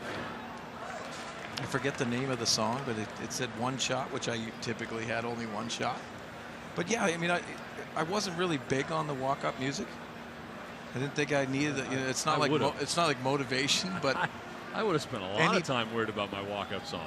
What would it be? That's a good question. Probably two-step. Dave Matthews, I think I'd probably go with. I mean, it's kind of exciting, theatrical. It kind of has a build-up. I thought you'd go with 99 Red Balloons. No. Two-step Dave Matthews would have been my pick. I like Dave Matthews. Not that I thought about it a lot, but I mean, that definitely would have been it. But I would have worried. You spent no time worrying about it. I would have worried about it all the time.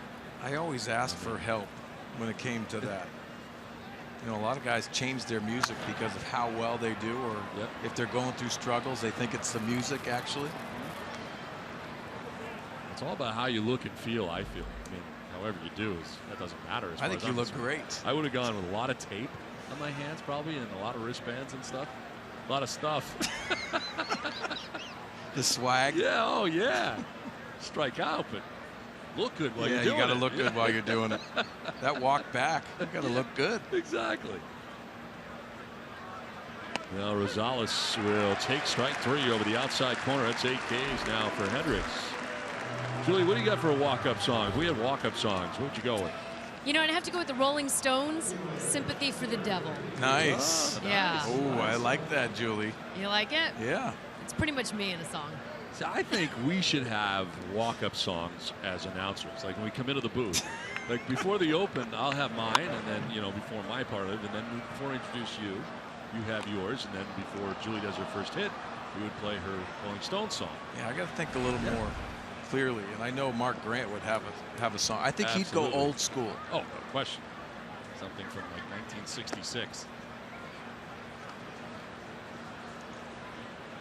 One down here in the 7th inning. Jabari Blash, part of the double switch, batting here out of the 9 spot. To third, a tough hop. Baez stays with it. His throw is good, hard and accurate in time. Blash retired 5-3. There have been 3 miscues in this game, all made by third baseman. 2 by Brett Wallace, 1 by Baez. But a good play there to stay with it. He guns down Blash, 2 down.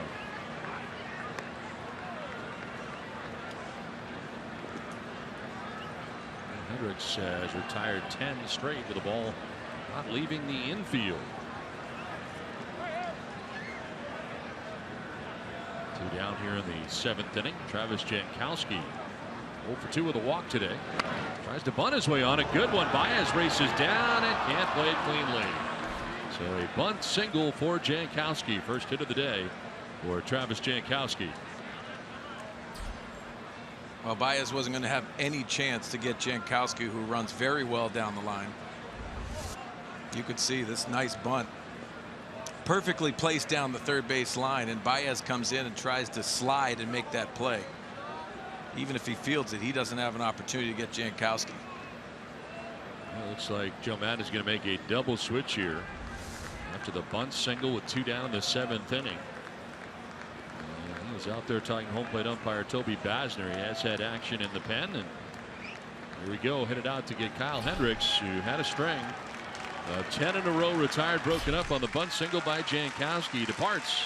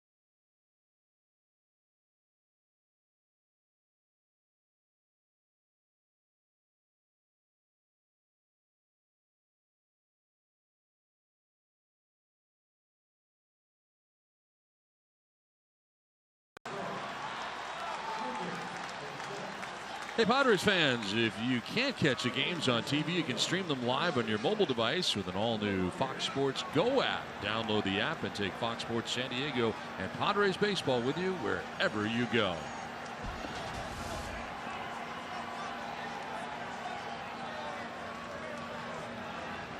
Well, Pedro Strop into the game here for the Cubs with 2 down in the 7th inning, and Jankowski at first base. Part of a double switch as Will Myers stands in.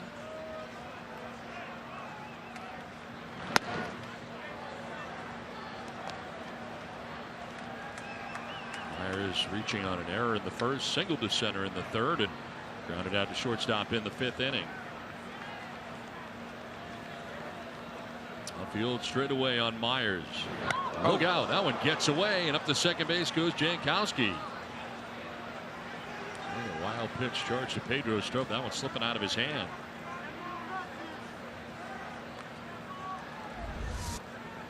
Now you can see the breaking ball, and it comes out of the hands, and that is dangerous. That is exactly where Myers' head was initially until he ducked down. That was just a reaction time because everything is hard from Pedro Strop. ERA just under 2, 1.98. Second straight game that Joe Madden has gone to Pedro Strop in the 7th inning.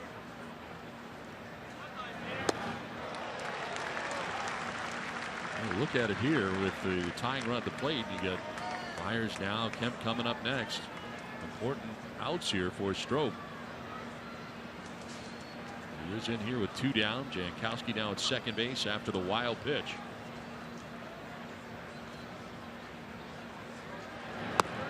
Of course, Joe Madden knows all about Will Myers, who was with him in Tampa Bay. Defensive changes as part of the double switch. Right now in left, Fowler checks into the game in center, and Hayward moving from center to right field. So different looking outfield now for the Cubs.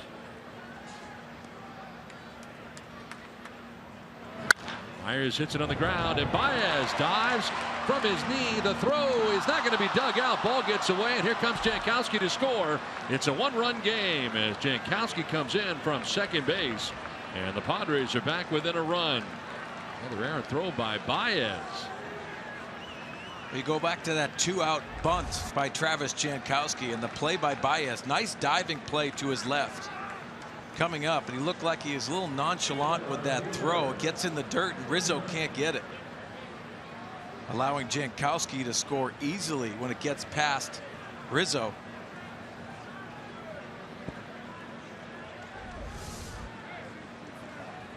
So here's Matt Kemp now, the runner at first in a 1-run game here in the 7th inning. That run is charged to Hendricks, who just left after 6 2/3. And Kemp almost got hit that time. Fastball that time, though, at 94. This is the first error for Baez. That was in the 1st inning.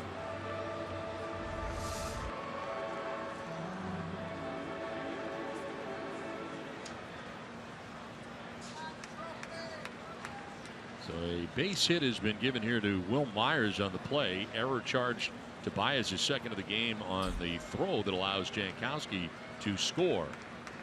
So no RBI on the play. Second hit of the day for Will Myers. And Strop doesn't look comfortable. Ball's coming out of his hands and making these Padre hitters very uncomfortable. That command can be lacking at times. It's not good when you got a guy who throws pretty hard. Yeah. I understand why they would not be comfortable in the batter's box. 1 for 3 is Kemp today with an RBI and a strike in there on the breaking ball that time. Robich popped up like he was going to fire down to first base.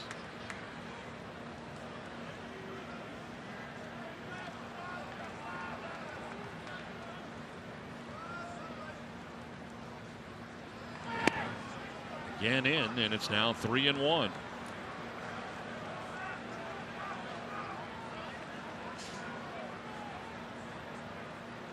Good hitters count, but Strop having trouble throwing strikes right now.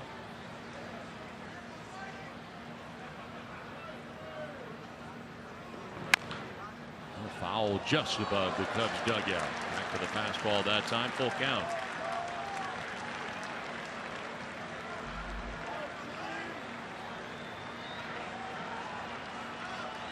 So the full count and 2 down here.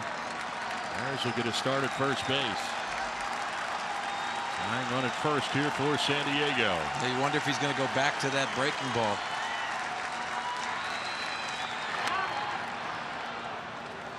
Fouled off that time. Staying alive is Kemp, and Myers going to come on back to first base.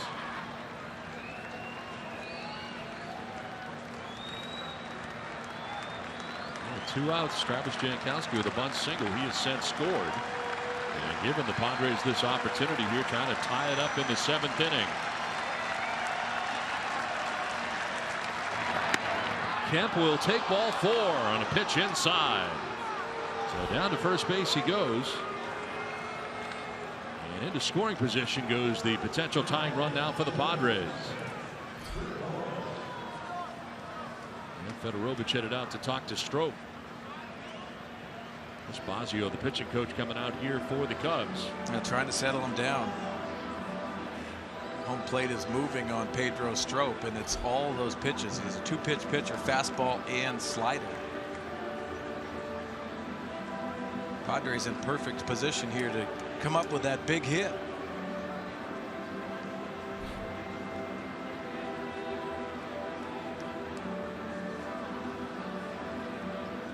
Started with Rosales striking out. Blash pinch hit and grounded out to third base. Jankowski with a bunt single. Now pitch got him to second. Myers reached on the infield hit to third. The throwing error by Baez scored Jankowski and gave the Padres their 3rd run of the day. Now a walk for Matt Kemp. So it's 1st and 2nd, and Brett Wallace the batter. 4 for 10 with runners in scoring position this season. A couple of doubles and 4 runs batted in. Well, this isn't a take situation for Brett Wallace, looking for that middle pitch, almost a 2-0-3-1 count mentally for Brett Wallace. We'll take strike 1.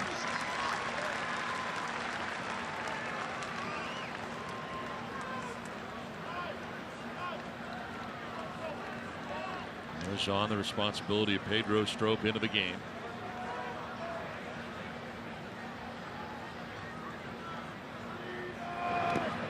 In the dirt, corralled by Fedorovich, kept it in front of him.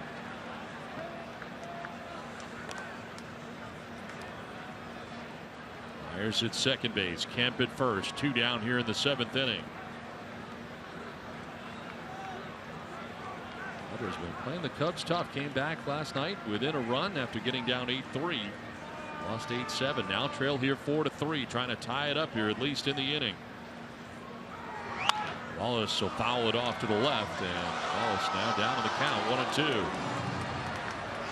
With the 2 strikes, you see Will Myers on second base. With that defensive shift, you're allowed to get off the base just a little bit more. That secondary lead is very important for Will. And the difference of scoring and a base hit. Almost anticipate the swing of Brett Wallace if you're in scoring position. Wallace hits a fly ball out towards left center field, and back goes Hayward towards the track. Fowler rather, and that ball is gone. A 3-run home run for Brett Wallace.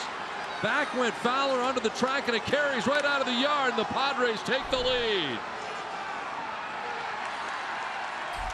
Wallace with his 2nd home run of the year drives it out of the yard and puts the Padres on top with 1 swing of the bat. Let's watch how Pedro Strop works Brett Wallace. You see the first pitch breaking ball. After the first pitch breaking ball goes a changeup, and then the fastball that's fouled off. 2-strike hit, and you see going the other way for Brett Wallace. The slider that really doesn't have any break at all. And he barrels this baseball up to left center for a big home run for the San Diego Padres.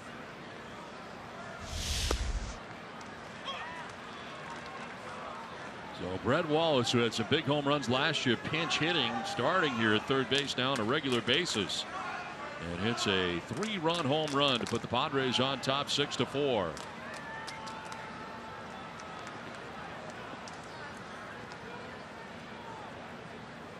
All started with a bunt single by Jankowski with 2 outs. All of this coming with 2 outs here in the 7th inning.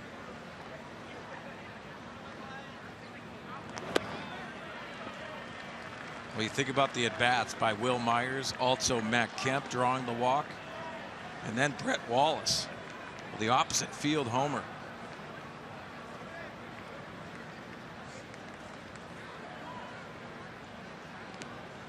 And Norris today with a couple of hits, a single to left, a infield hit to third. In the dirt outside. Yeah, Pedro Strop with the quick pitch. But Joe Maddon making the move last night with Pedro Strop, typically used in the 8th inning, last night used in the 7th, and today again. You wonder how that is mentally for Pedro Strop, how he was handling it.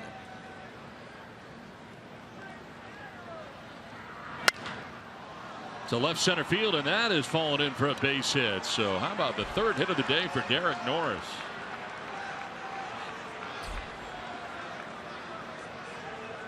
Well, the Padres going to work here in the 7th inning. And Strop roughed up here. Double-barreled action right now for the Cubs in their pen. So used to working the 8th inning, comes in back-to-back games in the 7th and unsuccessful here today. Derek Norris out front just a little bit. You can see serving that into left center. Another slider by Strop. Also see the fog, which is really rolling in here right now in Chicago. Got a pinch hitter in the pitcher's spot, John Jay, batting in the pitcher's spot as part of the double switch. The 6th spot in the order. Jay had been off until now. Batting with Derek Norris at first base. Numbers for Jay at .290 with a home run, 14 runs batted in.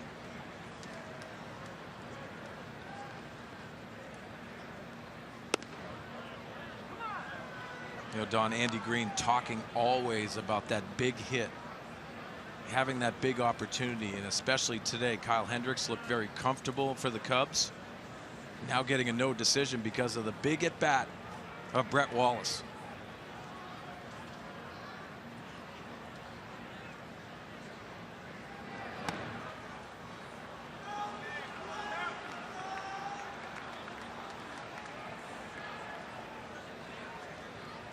Well, you see John Jay, left center, right center, but he uses all of the field. That's the reason why he has had a lot of success at that leadoff position. Also, 2-strike hitting has been very impressive. Well, now 2-2 the count. See how he does here with 2 strikes on him now. He takes his shots. He's aggressive early in the count, but when he settles in, especially with those 2 strikes, he shortens up. 8th member of the Padres to bat here in the 7th inning, and Jay gets a piece to stay alive. Strop was kind of wild early. Padres able to take advantage of him and get into some hitters counts. Very patient at bats. An error mixed in this inning that did not help either. 2nd error of the game for Baez at 3rd. Close pitch could have been called a strike, but called a ball. The action in the pen.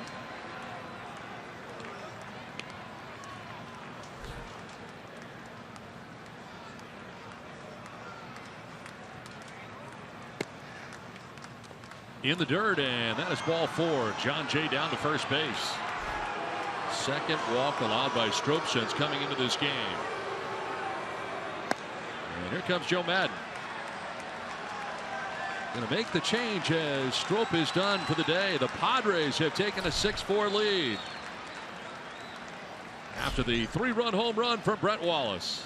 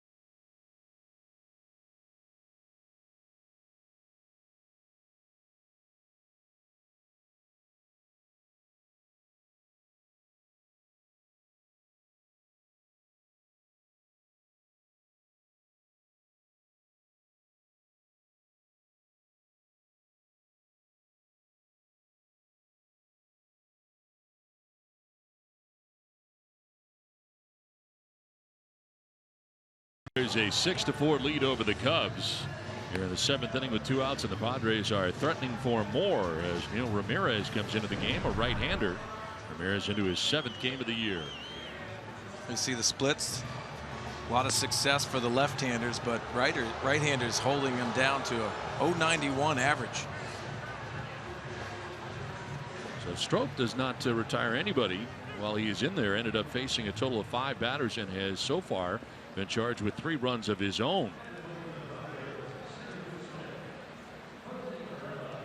Hey, take a look at what has been a great run here for the Cubs. 8 games in a row, but right now the Padres have the lead. 9th member of the Padres to bat in the inning is Jose Perella.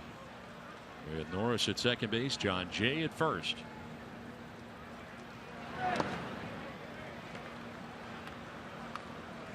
Robich able to grab that, keep it in front of him.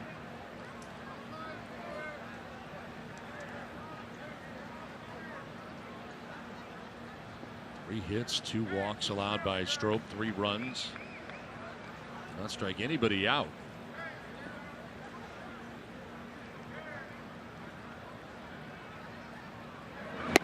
Perella with a swing and a miss, chasing after that pitch away.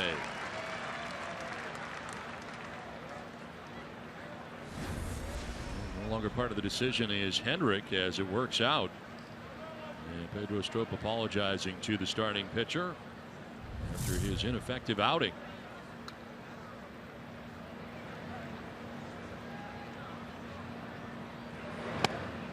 In there for a strike, and it's strike 2. Back-to-back sliders by Ramirez as you see Pedro Strop. Kyle Hendricks to the left. Hendricks 6 2/3, 5 hits, 3 runs, 2 earned. And appeared to be poised for his 3rd win of the year. Came in at 2-2. Perella swings and misses and strikes out to end the inning, but the damage done. Padres score 4 times the big blast, a 3-run home run for Brett Wallace. The Padres have a 6-4 lead.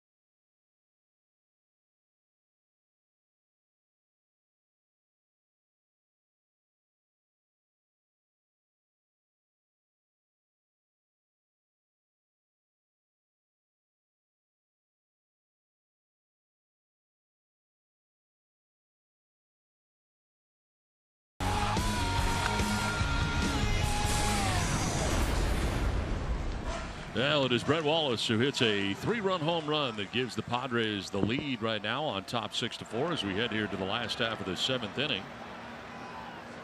Baez to lead it off. And Baez hits one up in the air to left center field, and back there is Jankowski in the fog to make the catch shy of the warning track for the first out here at the bottom of the 7th inning. Fair amount of fog out there right now as the new pitcher is Ryan Buchter into his 16th game. And Ryan Buchter has been excellent. You see the numbers in the good splits.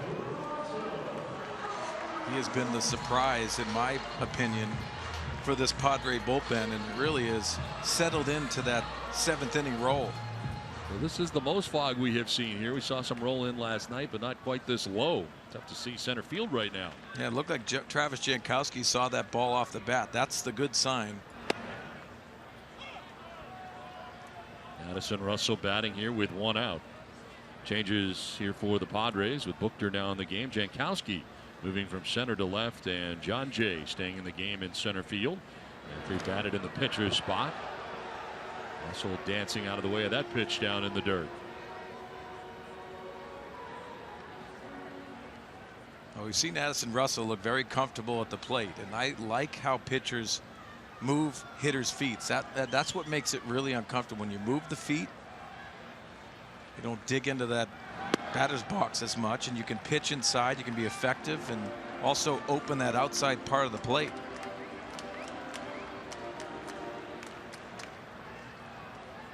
Russell's had a good day today. A single, a double, and a walk. He has driven in a run.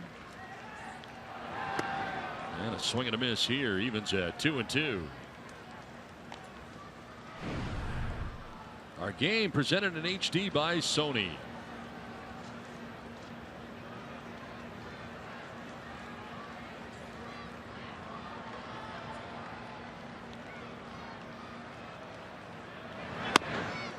Outside for a ball and a full count now. Buchter taking over for Villanueva. Who went an inning giving up a hit.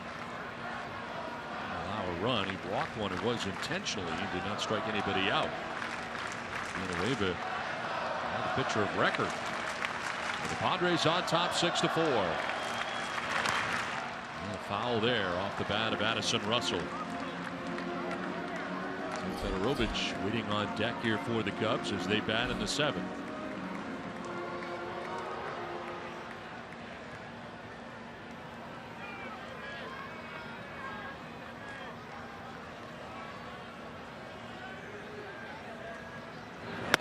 In there for strike 3. Russell is caught looking. First strikeout for Buchter. 2 down. I see executing for Ryan Buchter inside and pitching aggressively to Russell. Seen Russell go the other way so many times and countering that with pitching inside. Really nice. 2 down here in the 7th inning brings up Federovich. He was grounded out, doubled, and struck out. Double drove in a run back in the 4th inning.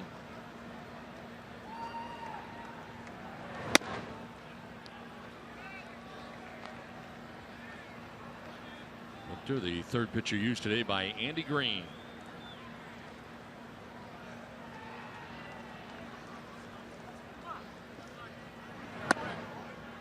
Well, Ray started this game 5 innings, giving up the 4 runs the Cubs have. Walked 4, struck out 3 through 110 pitches. Not part of the decision today.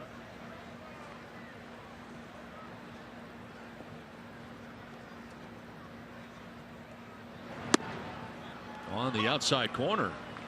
Federovich didn't think so. Well, we haven't seen many of those calls made, especially on that outside part of the plate to right-handers.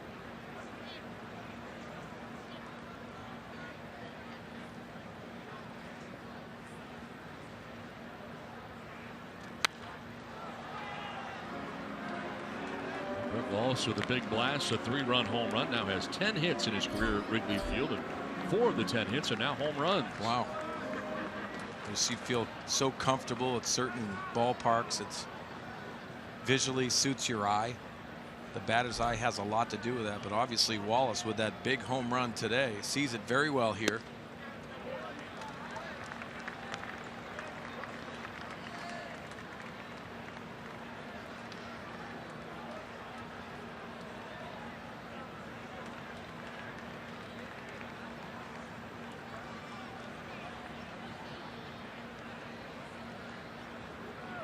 Payoff pitch, and it is popped up left side of the infield. Down from 3rd comes Wallace. Over is Norris, and Norris able to make the catch in front of the Cubs dugout. Buchter has a 1-2-3 7th inning. Head of the 8th. Padres on top 6-4.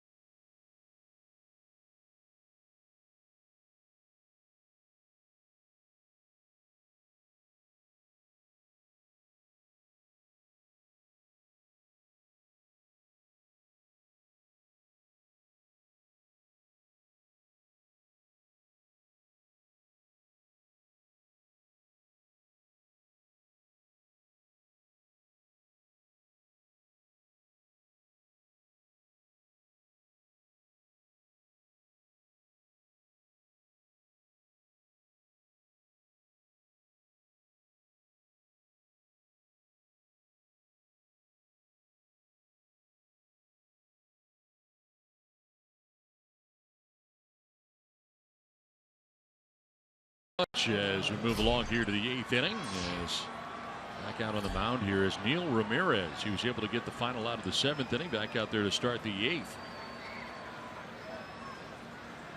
And Rosales about to lead it off as he did in the 7th inning. Padres sending 9 men to bat, scoring 4 times in the 7th, and here we go in the 8th. And add on to a 2-run advantage here for San Diego. On the ground and deep at shortstop. Russell gets up, his throw one hopped and not in time. Good bid by Addison Russell, but beating it out is Adam Rosales.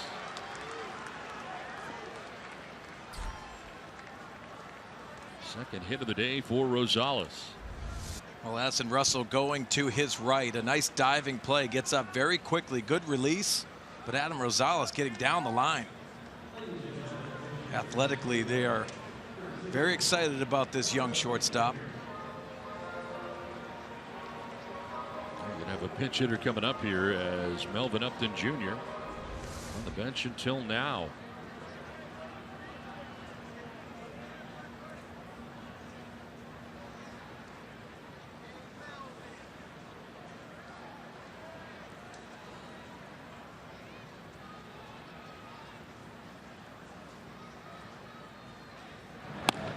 Will take the breaking ball for strike 1 and look back at Toby Basner, home plate umpire. Well, Melvin having a good night last night, 2 for 4 with that home run off John Lester. 2 strike hitting by Melvin Upton Jr. yesterday.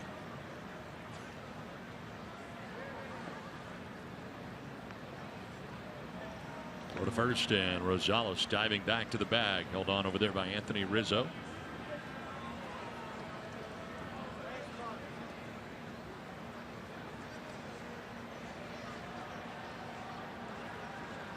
For the leadoff infield hit.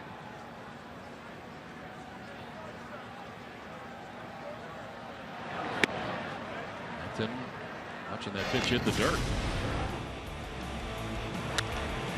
Well, last night 2 strike hitting by Melvin Upton. He gets a curveball, sends it over the fence in left field. His first home run at Wrigley Field in his career.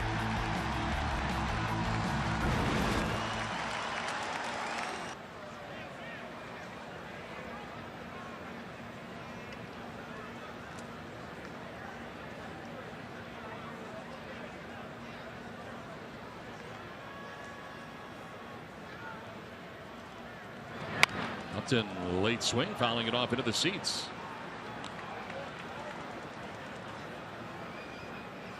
Upton batting here in the pitcher's spot, so booked or done. He went an inning with a strikeout. And the box score today for the Padres. Nice 3-hit day for Derek Norris. At the big blast, the 3-run home run for Brett Wallace.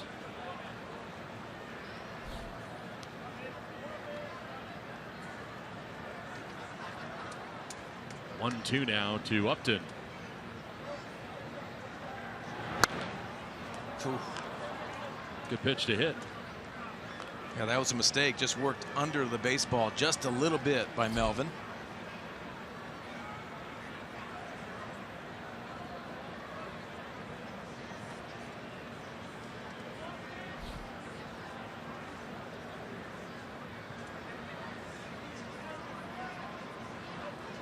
Size lead at first base for Rosales. Very high, and here's a snap throw down to first, and he's just back safely. Anarovich saw that big lead, and the secondary lead even larger, but Rosales able to get back. You could see Rosales with the secondary lead, and that hard step back going right in the back part of that base. These Cubs catchers have really done a nice job holding those runners close with the back picks.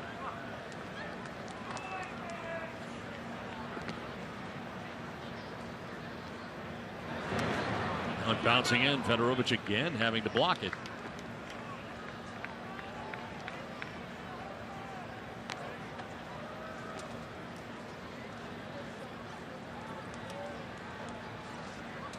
Full count now here to Upton with Travis Jankowski waiting on deck.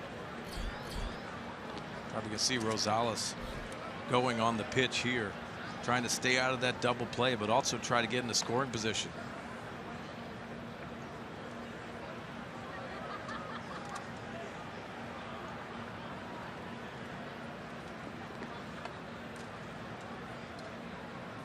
The 3-2 pitch.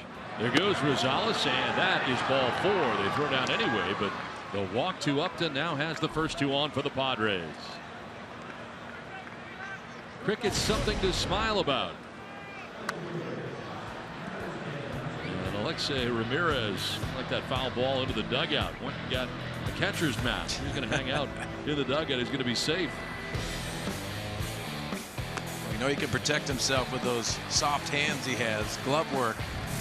Seen plenty of it throughout the year. 2 on, nobody out. Jankowski shows bunt, pulls it back, and takes a pitch outside. Oh, see Javier Baez down at third base. He is really being aggressive down here with that bunt play on for Travis Jankowski the last time up. Put a nice bunt hit down. Trying to bunt again, and this time fouling it back to the screen.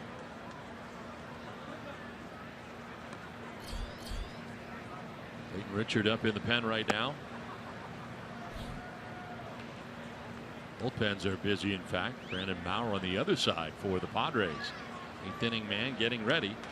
Still, Andy Green likes to work things with the lead, and let's add on to it right here with nobody out. Jankowski not swinging, and the throw by Fedorovich hits Rosales in the back, and he will get back to the bag at second. So Fedorovich again trying to throw behind a runner, and again it's Rosales, and this throw hits him.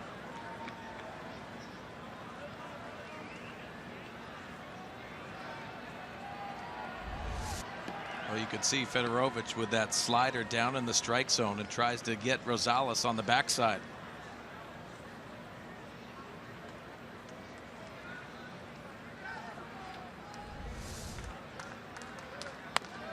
Pulls it back and takes ball 3. There is Maurer up in the pen. He's ready to go. Good inning by Ryan Buchter, the 7th inning. A 1-2-3 inning with a strikeout. 3-1 pitch.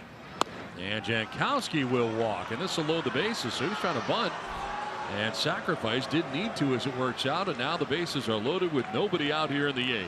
Just the worst scenario for Joe Maddon and the Cubs. Jankowski trying to lay down the sacrifice bunt.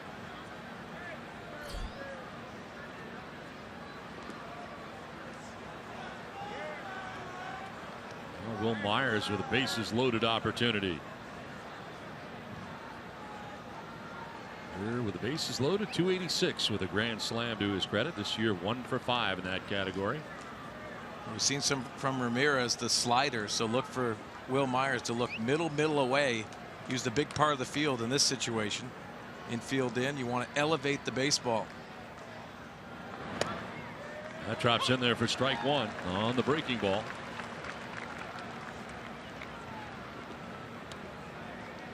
With a couple of hits today, both singles, has scored 2 runs.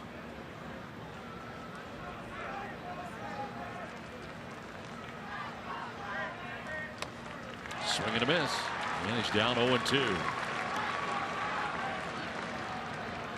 This is filled with Padres. Rosales at third base, Upton at second, and Jankowski at first. So many pitchers don't want to make that mistake middle in, so they'll try to throw that ball away. You have to be able to handle that pitch away. Myers swings and misses and strikes out. Big strikeout for Ramirez. First out of the 8th inning. See how Ramirez works Will Myers on the first pitch. That breaking ball for strike 1. Fastball that gets over the barrel of the bat and then goes to the slider to retire Will Myers with the bases loaded. So Myers strikes out. It brings up Matt Kemp. The bullpen has not been spectacular for the Cubs in the first 2 games of this series. 3 2/3 innings pitched. They have 7 earned runs as a group. And as this one is grounded foul down towards the bullpen of the Cubs. Broke the bat, will get a new one.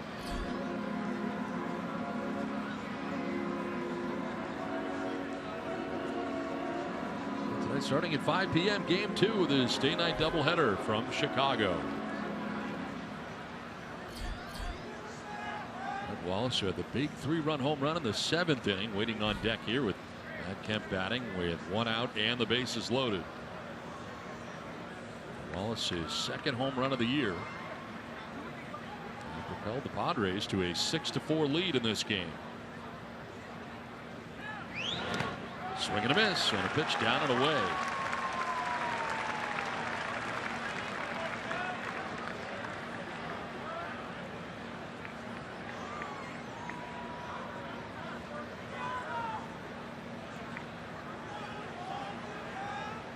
Kemp today has singled, grounded into a double play, struck out and walked. After walking in the 7th inning, came around to score the 5th Padres run of the day.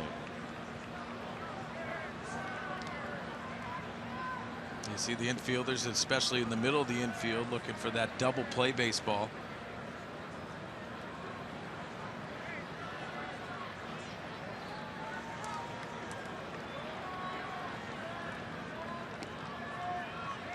Oh, 2 pitch. And that bounces in. Fedorovich really earning his money today, blocking a lot of these pitches in the dirt. Yeah, it's that trust factor, especially when you have a catcher that works back there, will keep it in front to the benefit of Ramirez. You know you can bury that breaking ball.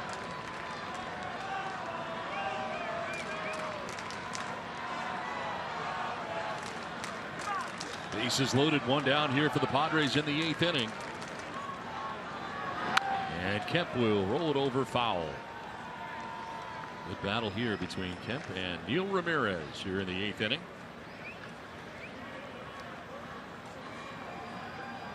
Outfield set up straight away right now on Matt Kemp. This Kemp with a good power, 8 home runs so far on the year.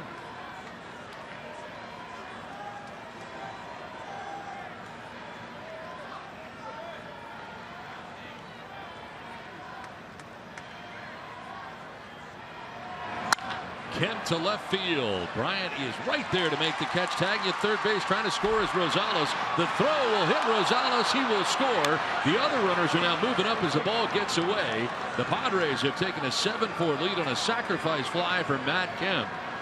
So another insurance run in. Rosales hit again on a throw. And it gets away, and the Padres' other runners able to move up. And is moving up is Upton and Jankowski. Well, what an outstanding at bat by Matt Kemp. Again, the slider, the first pitch slider. He goes to that harder slider to get Matt Kemp out of the strike zone. Then Matt goes to work. Again, staying off that, fouling pitches off, and then he gets a fastball, and Matt Kemp, it drives this to left field. Rosales, the slide in, it ricochets off Rosales, allowing the other Padre runners get into second and third. A great at bat by Matt Kemp. Picks up his 25th RBI of the year, 2nd of today. They're going to put on Wallace with first base open. They charged an error on the throw from Bryant in left field. As it turned out, his throw back in got away, so he was charged with an error.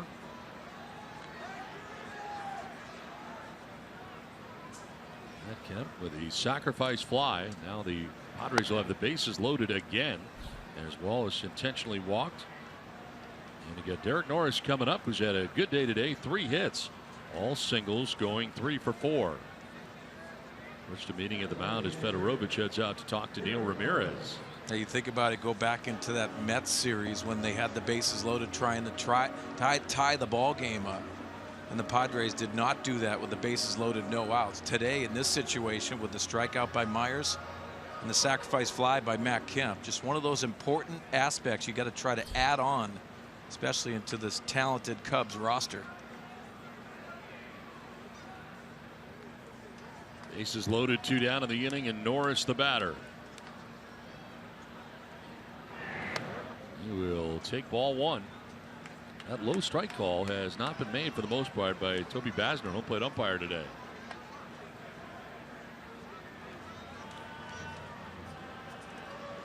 Three errors today committed by the Cubs defensively.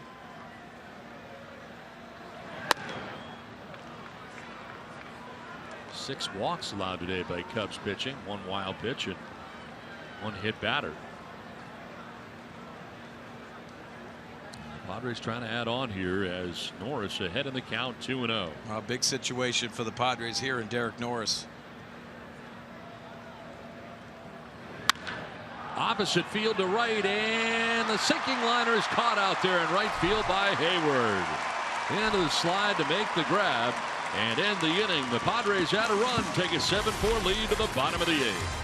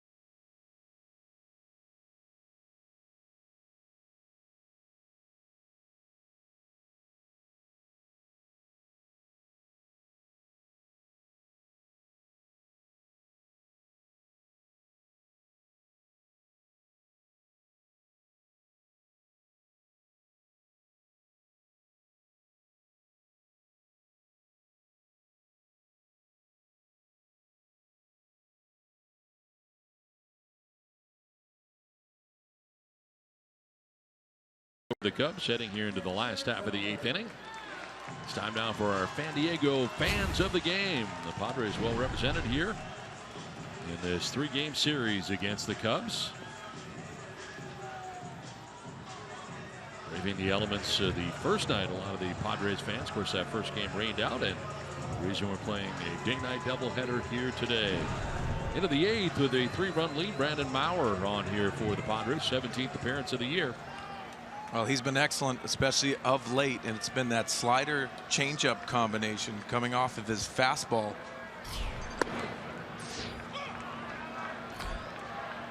You can see the last 3 outings for Brandon Maurer. Great dominating, locking down that 8th inning. Dexter Fowler came into the game as part of the double switch. He's been in center field for the Cubs, batting for the first time. .339 the average. 3 homers, 17 runs batted in. And he'll send one out to right field for a base hit right in front of Matt Kemp out there in right. So the Cubs with a base hit to begin the bottom of the 8th inning.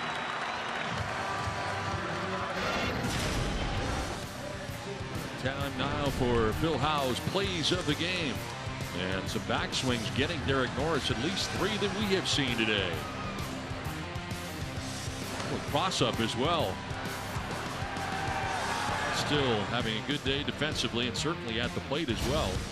Norris with a 3-hit day today, but he's been in the middle of all of it. And just got robbed by Jason Hayward in right field with a screaming line drive to right.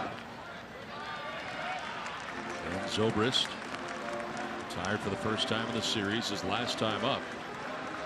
He's singling twice and walking, now hitting safely in 9 straight games.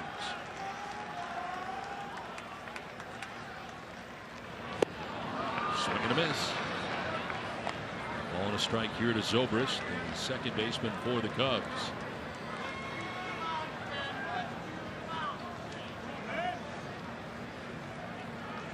Bryant and John Lackey have the nightcap here tonight. Day-night doubleheader from Wrigley Field in Chicago.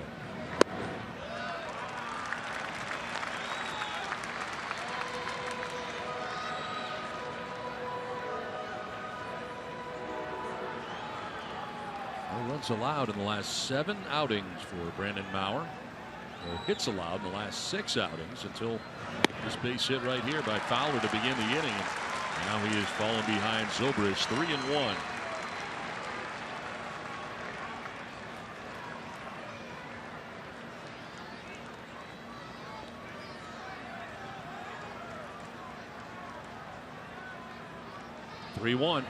There's ball 4. First 2 Cubs have reached here in the 8th inning. Not the scenario that manager Andy Green would like. First hitter of the inning. We talked about that earlier in the game. Chicago Cubs leadoff hitters in innings are over 400 average for on-base percentage. See Fowler leading this inning off with a single and then the walk to Zobrist.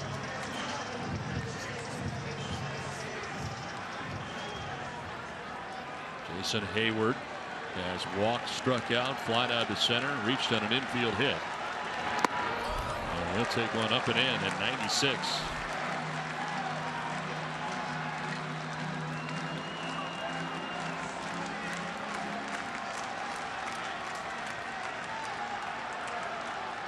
Tying run at the plate here for the Cubs.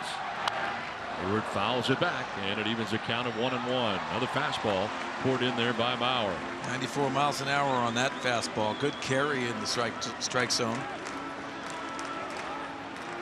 See if he goes back to that changeup and try to induce Hayward into that double play ball.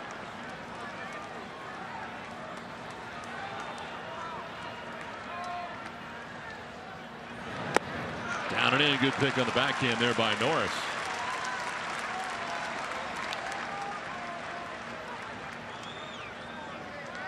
Jason Hayward has grounded into 2 double plays this year.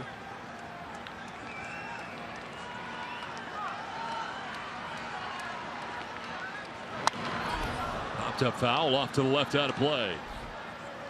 2-2 now. With Chris Bryant waiting on deck. Cubs batting here in the last of the 8th inning. A single for Fowler, a walk for Zobrist, and the first 2 have reached.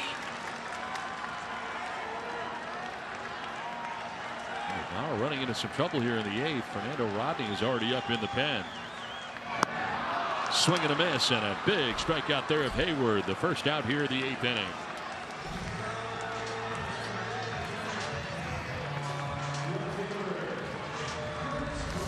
As you say, Don, to see that changeup that he goes to for the strikeout, the big strikeout for Brandon Maurer.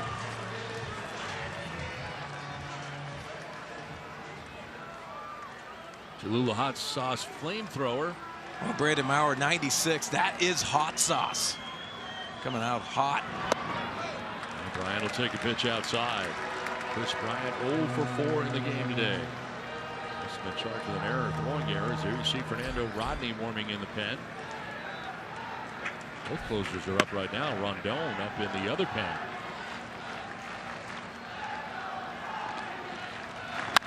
Bryant will lift a fly ball back at first base as Myers moving into foul ground, and Myers will make the catch. Infield fly rule in effect there for the second out of the inning.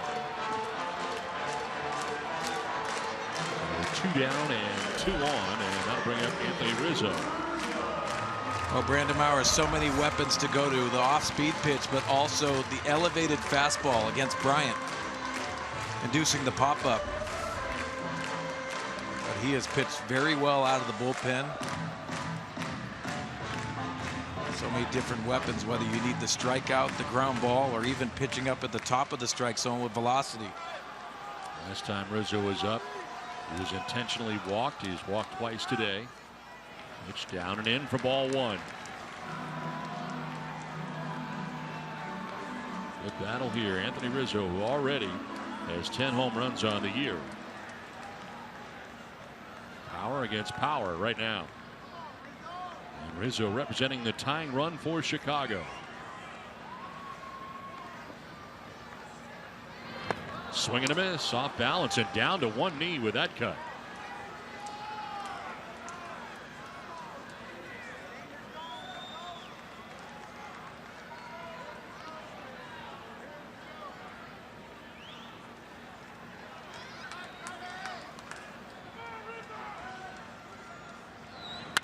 Rizzo swings and lifts a fly ball to short left center. Back goes Rosales in from left, and there's Jankowski to make the catch to end the inning. First two reach, but they do not score. 7-4 Padres.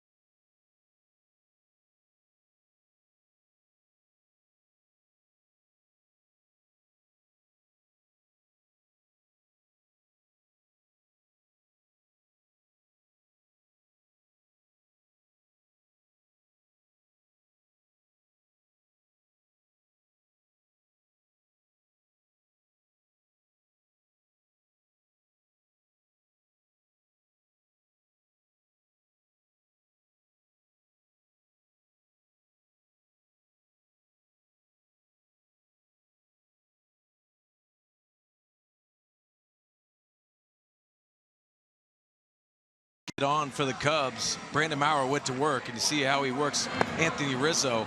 Two pitches in off the plate, and then the fastball in, getting in on the hands of Rizzo for the easy fly out. Nice pitching by Brandon Maurer, getting out of some trouble. Well, yeah, after that inning started, it looked like it was going to be a very tough inning. He gave up a base hit to Fowler, the walk to Zobrist, and then really bared down and able to retire the heart of the order for the Cubs. Hayward, Bryant, and Rizzo. Nicely done. Brandon Maurer has moved along now to the ninth inning. Another pitcher on here for the Cubs. Joe Maddon's fourth of the day. Clayton Richard into the game.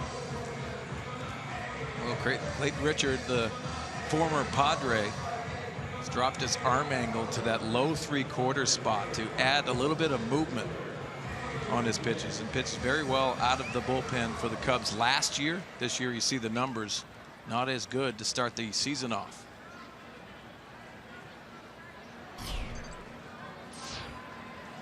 Leading it off is John Jay, coming off the bench today, and a grounder back to the mound.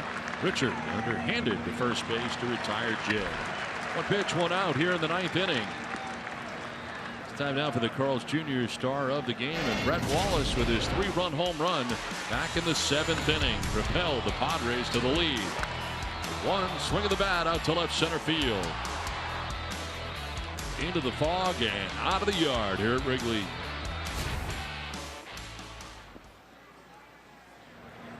One out here in the ninth inning, and the pitch in there for a strike to Jose Pirela. Ryan Day at the plate for the Padres second baseman. 0 for 4 in the game.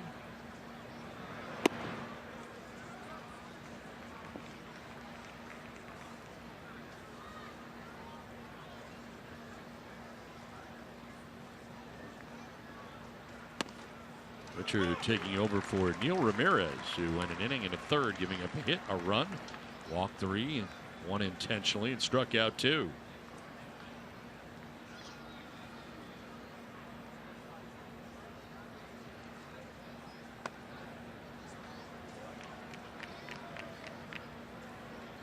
Kyle Hendricks started this game pitching well for the Cubs. 6 2/3, 3 runs, 2 earned, struck out 8.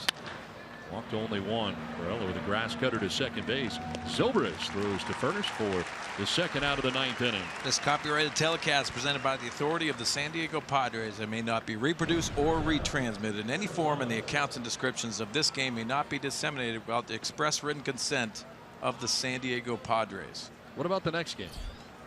Same thing. Same thing. And there will be a next game here tonight from Wrigley Field. Yes, there will. Our day's just starting. Pitch outside. Did he go? They check. No, he did not. Says Stu Sherwater, first base umpire. And Rodney continuing to get ready in the pen for the Padres.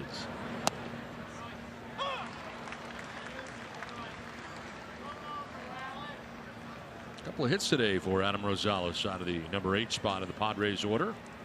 Single to center, infield hit to short.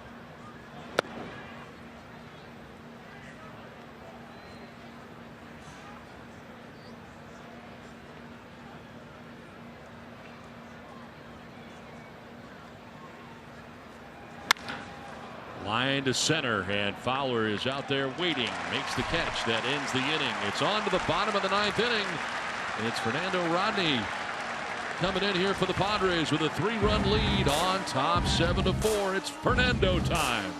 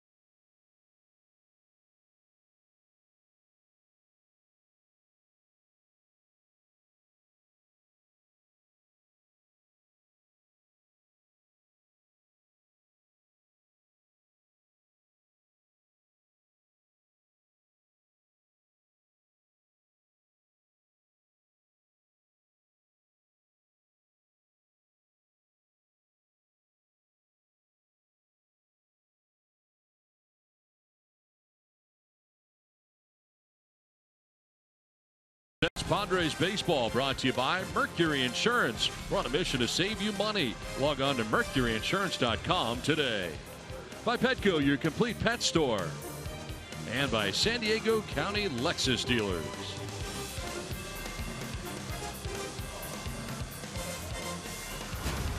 On to the last half of the 9th inning. Fernando Rodney in here. The closer for the Padres, who is 8 for 8 in save opportunities. Well, coming back to Chicago, where he pitched last year at the end of the year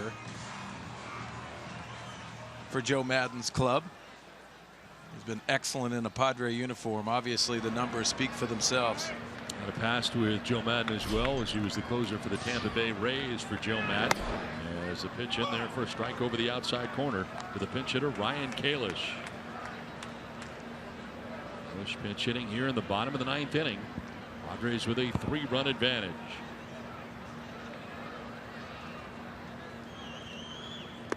Swing and a miss, and it's 0-2. Changes for the Padres defensively. Rosales moving to second base. Varela coming out of the game, and into the game at shortstop, Alexei Ramirez.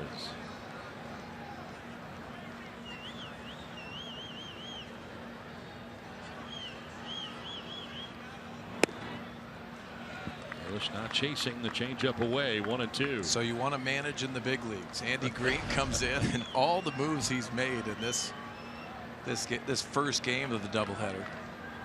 Pretty impressive. Well, the bullpen has lined up the way that he wanted it to, too, with a lead now, and a stumble there by Rodney. It's not a spike there. It appeared on the landing spot, and stumbles. Nobody on, so not a problem, but Rodney falling off the mound there. You can see spiking that cleat. Just glad he didn't throw the pitch.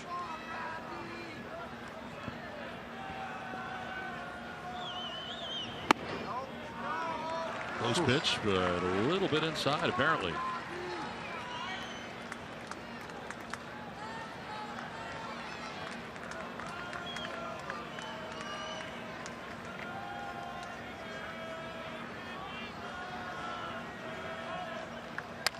Ground ball down the first baseline, softly hit. Myers has got it. He'll tag the bag for the first out here in the 9th inning. 3 unassisted. Well, don't forget, coming up, game 2 of the day-night doubleheader. Drew Pomeranz will be on the mound. Make his 7th start of the year, matched up against a newcomer to the Cubs. The veteran John Lackey will be on the mound tonight for Chicago. He is 4-1 with a 4.02 earned run average. Underway at 5 o'clock tonight, as it is the Padres matched up here against the Cubs in the finale of the 3-game series from Wrigley Field. One down in the 9th, and it brings up Javier Baez, the third baseman. He's been on twice without the benefit of a hit. And hit by a pitch and reached on an error.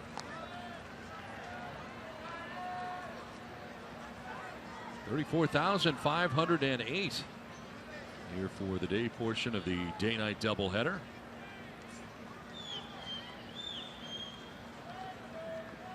Baez to short left field. Jankowski was deep, but he runs in and makes the catch. He's able to get underneath it. That good speed makes a big difference out there. Froze for just a moment, but comes in and runs underneath it for the second out of the 9th inning.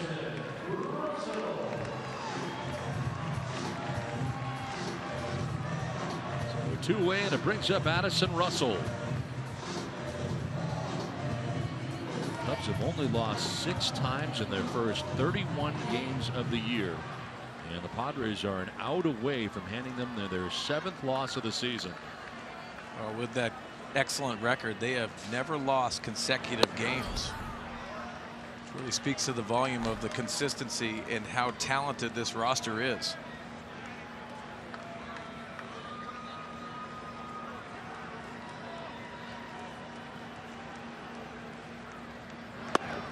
There's a strike. Fastball that time at 93 from Rodney. I think if you look at Fernando Rodney's dominance, it's the fastball command for me. Wipeout changeup. The fastball command, when he's struggled, has always been his nemesis. But he always has that changeup to go to, and that pitch will look like it was pretty close. 12 2/3 this year, allowing 1 unearned run.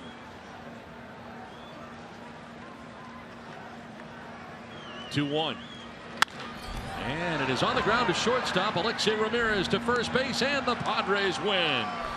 Shoot the arrow, Fernando, as Rodney comes in and picks up the save. And the Padres pick up a win in the day portion of the day-night doubleheader. San Diego wins it 7-4, and a good start to the day here at Wrigley Field as we send it to Mike Pomeranz. Mike, what do you got?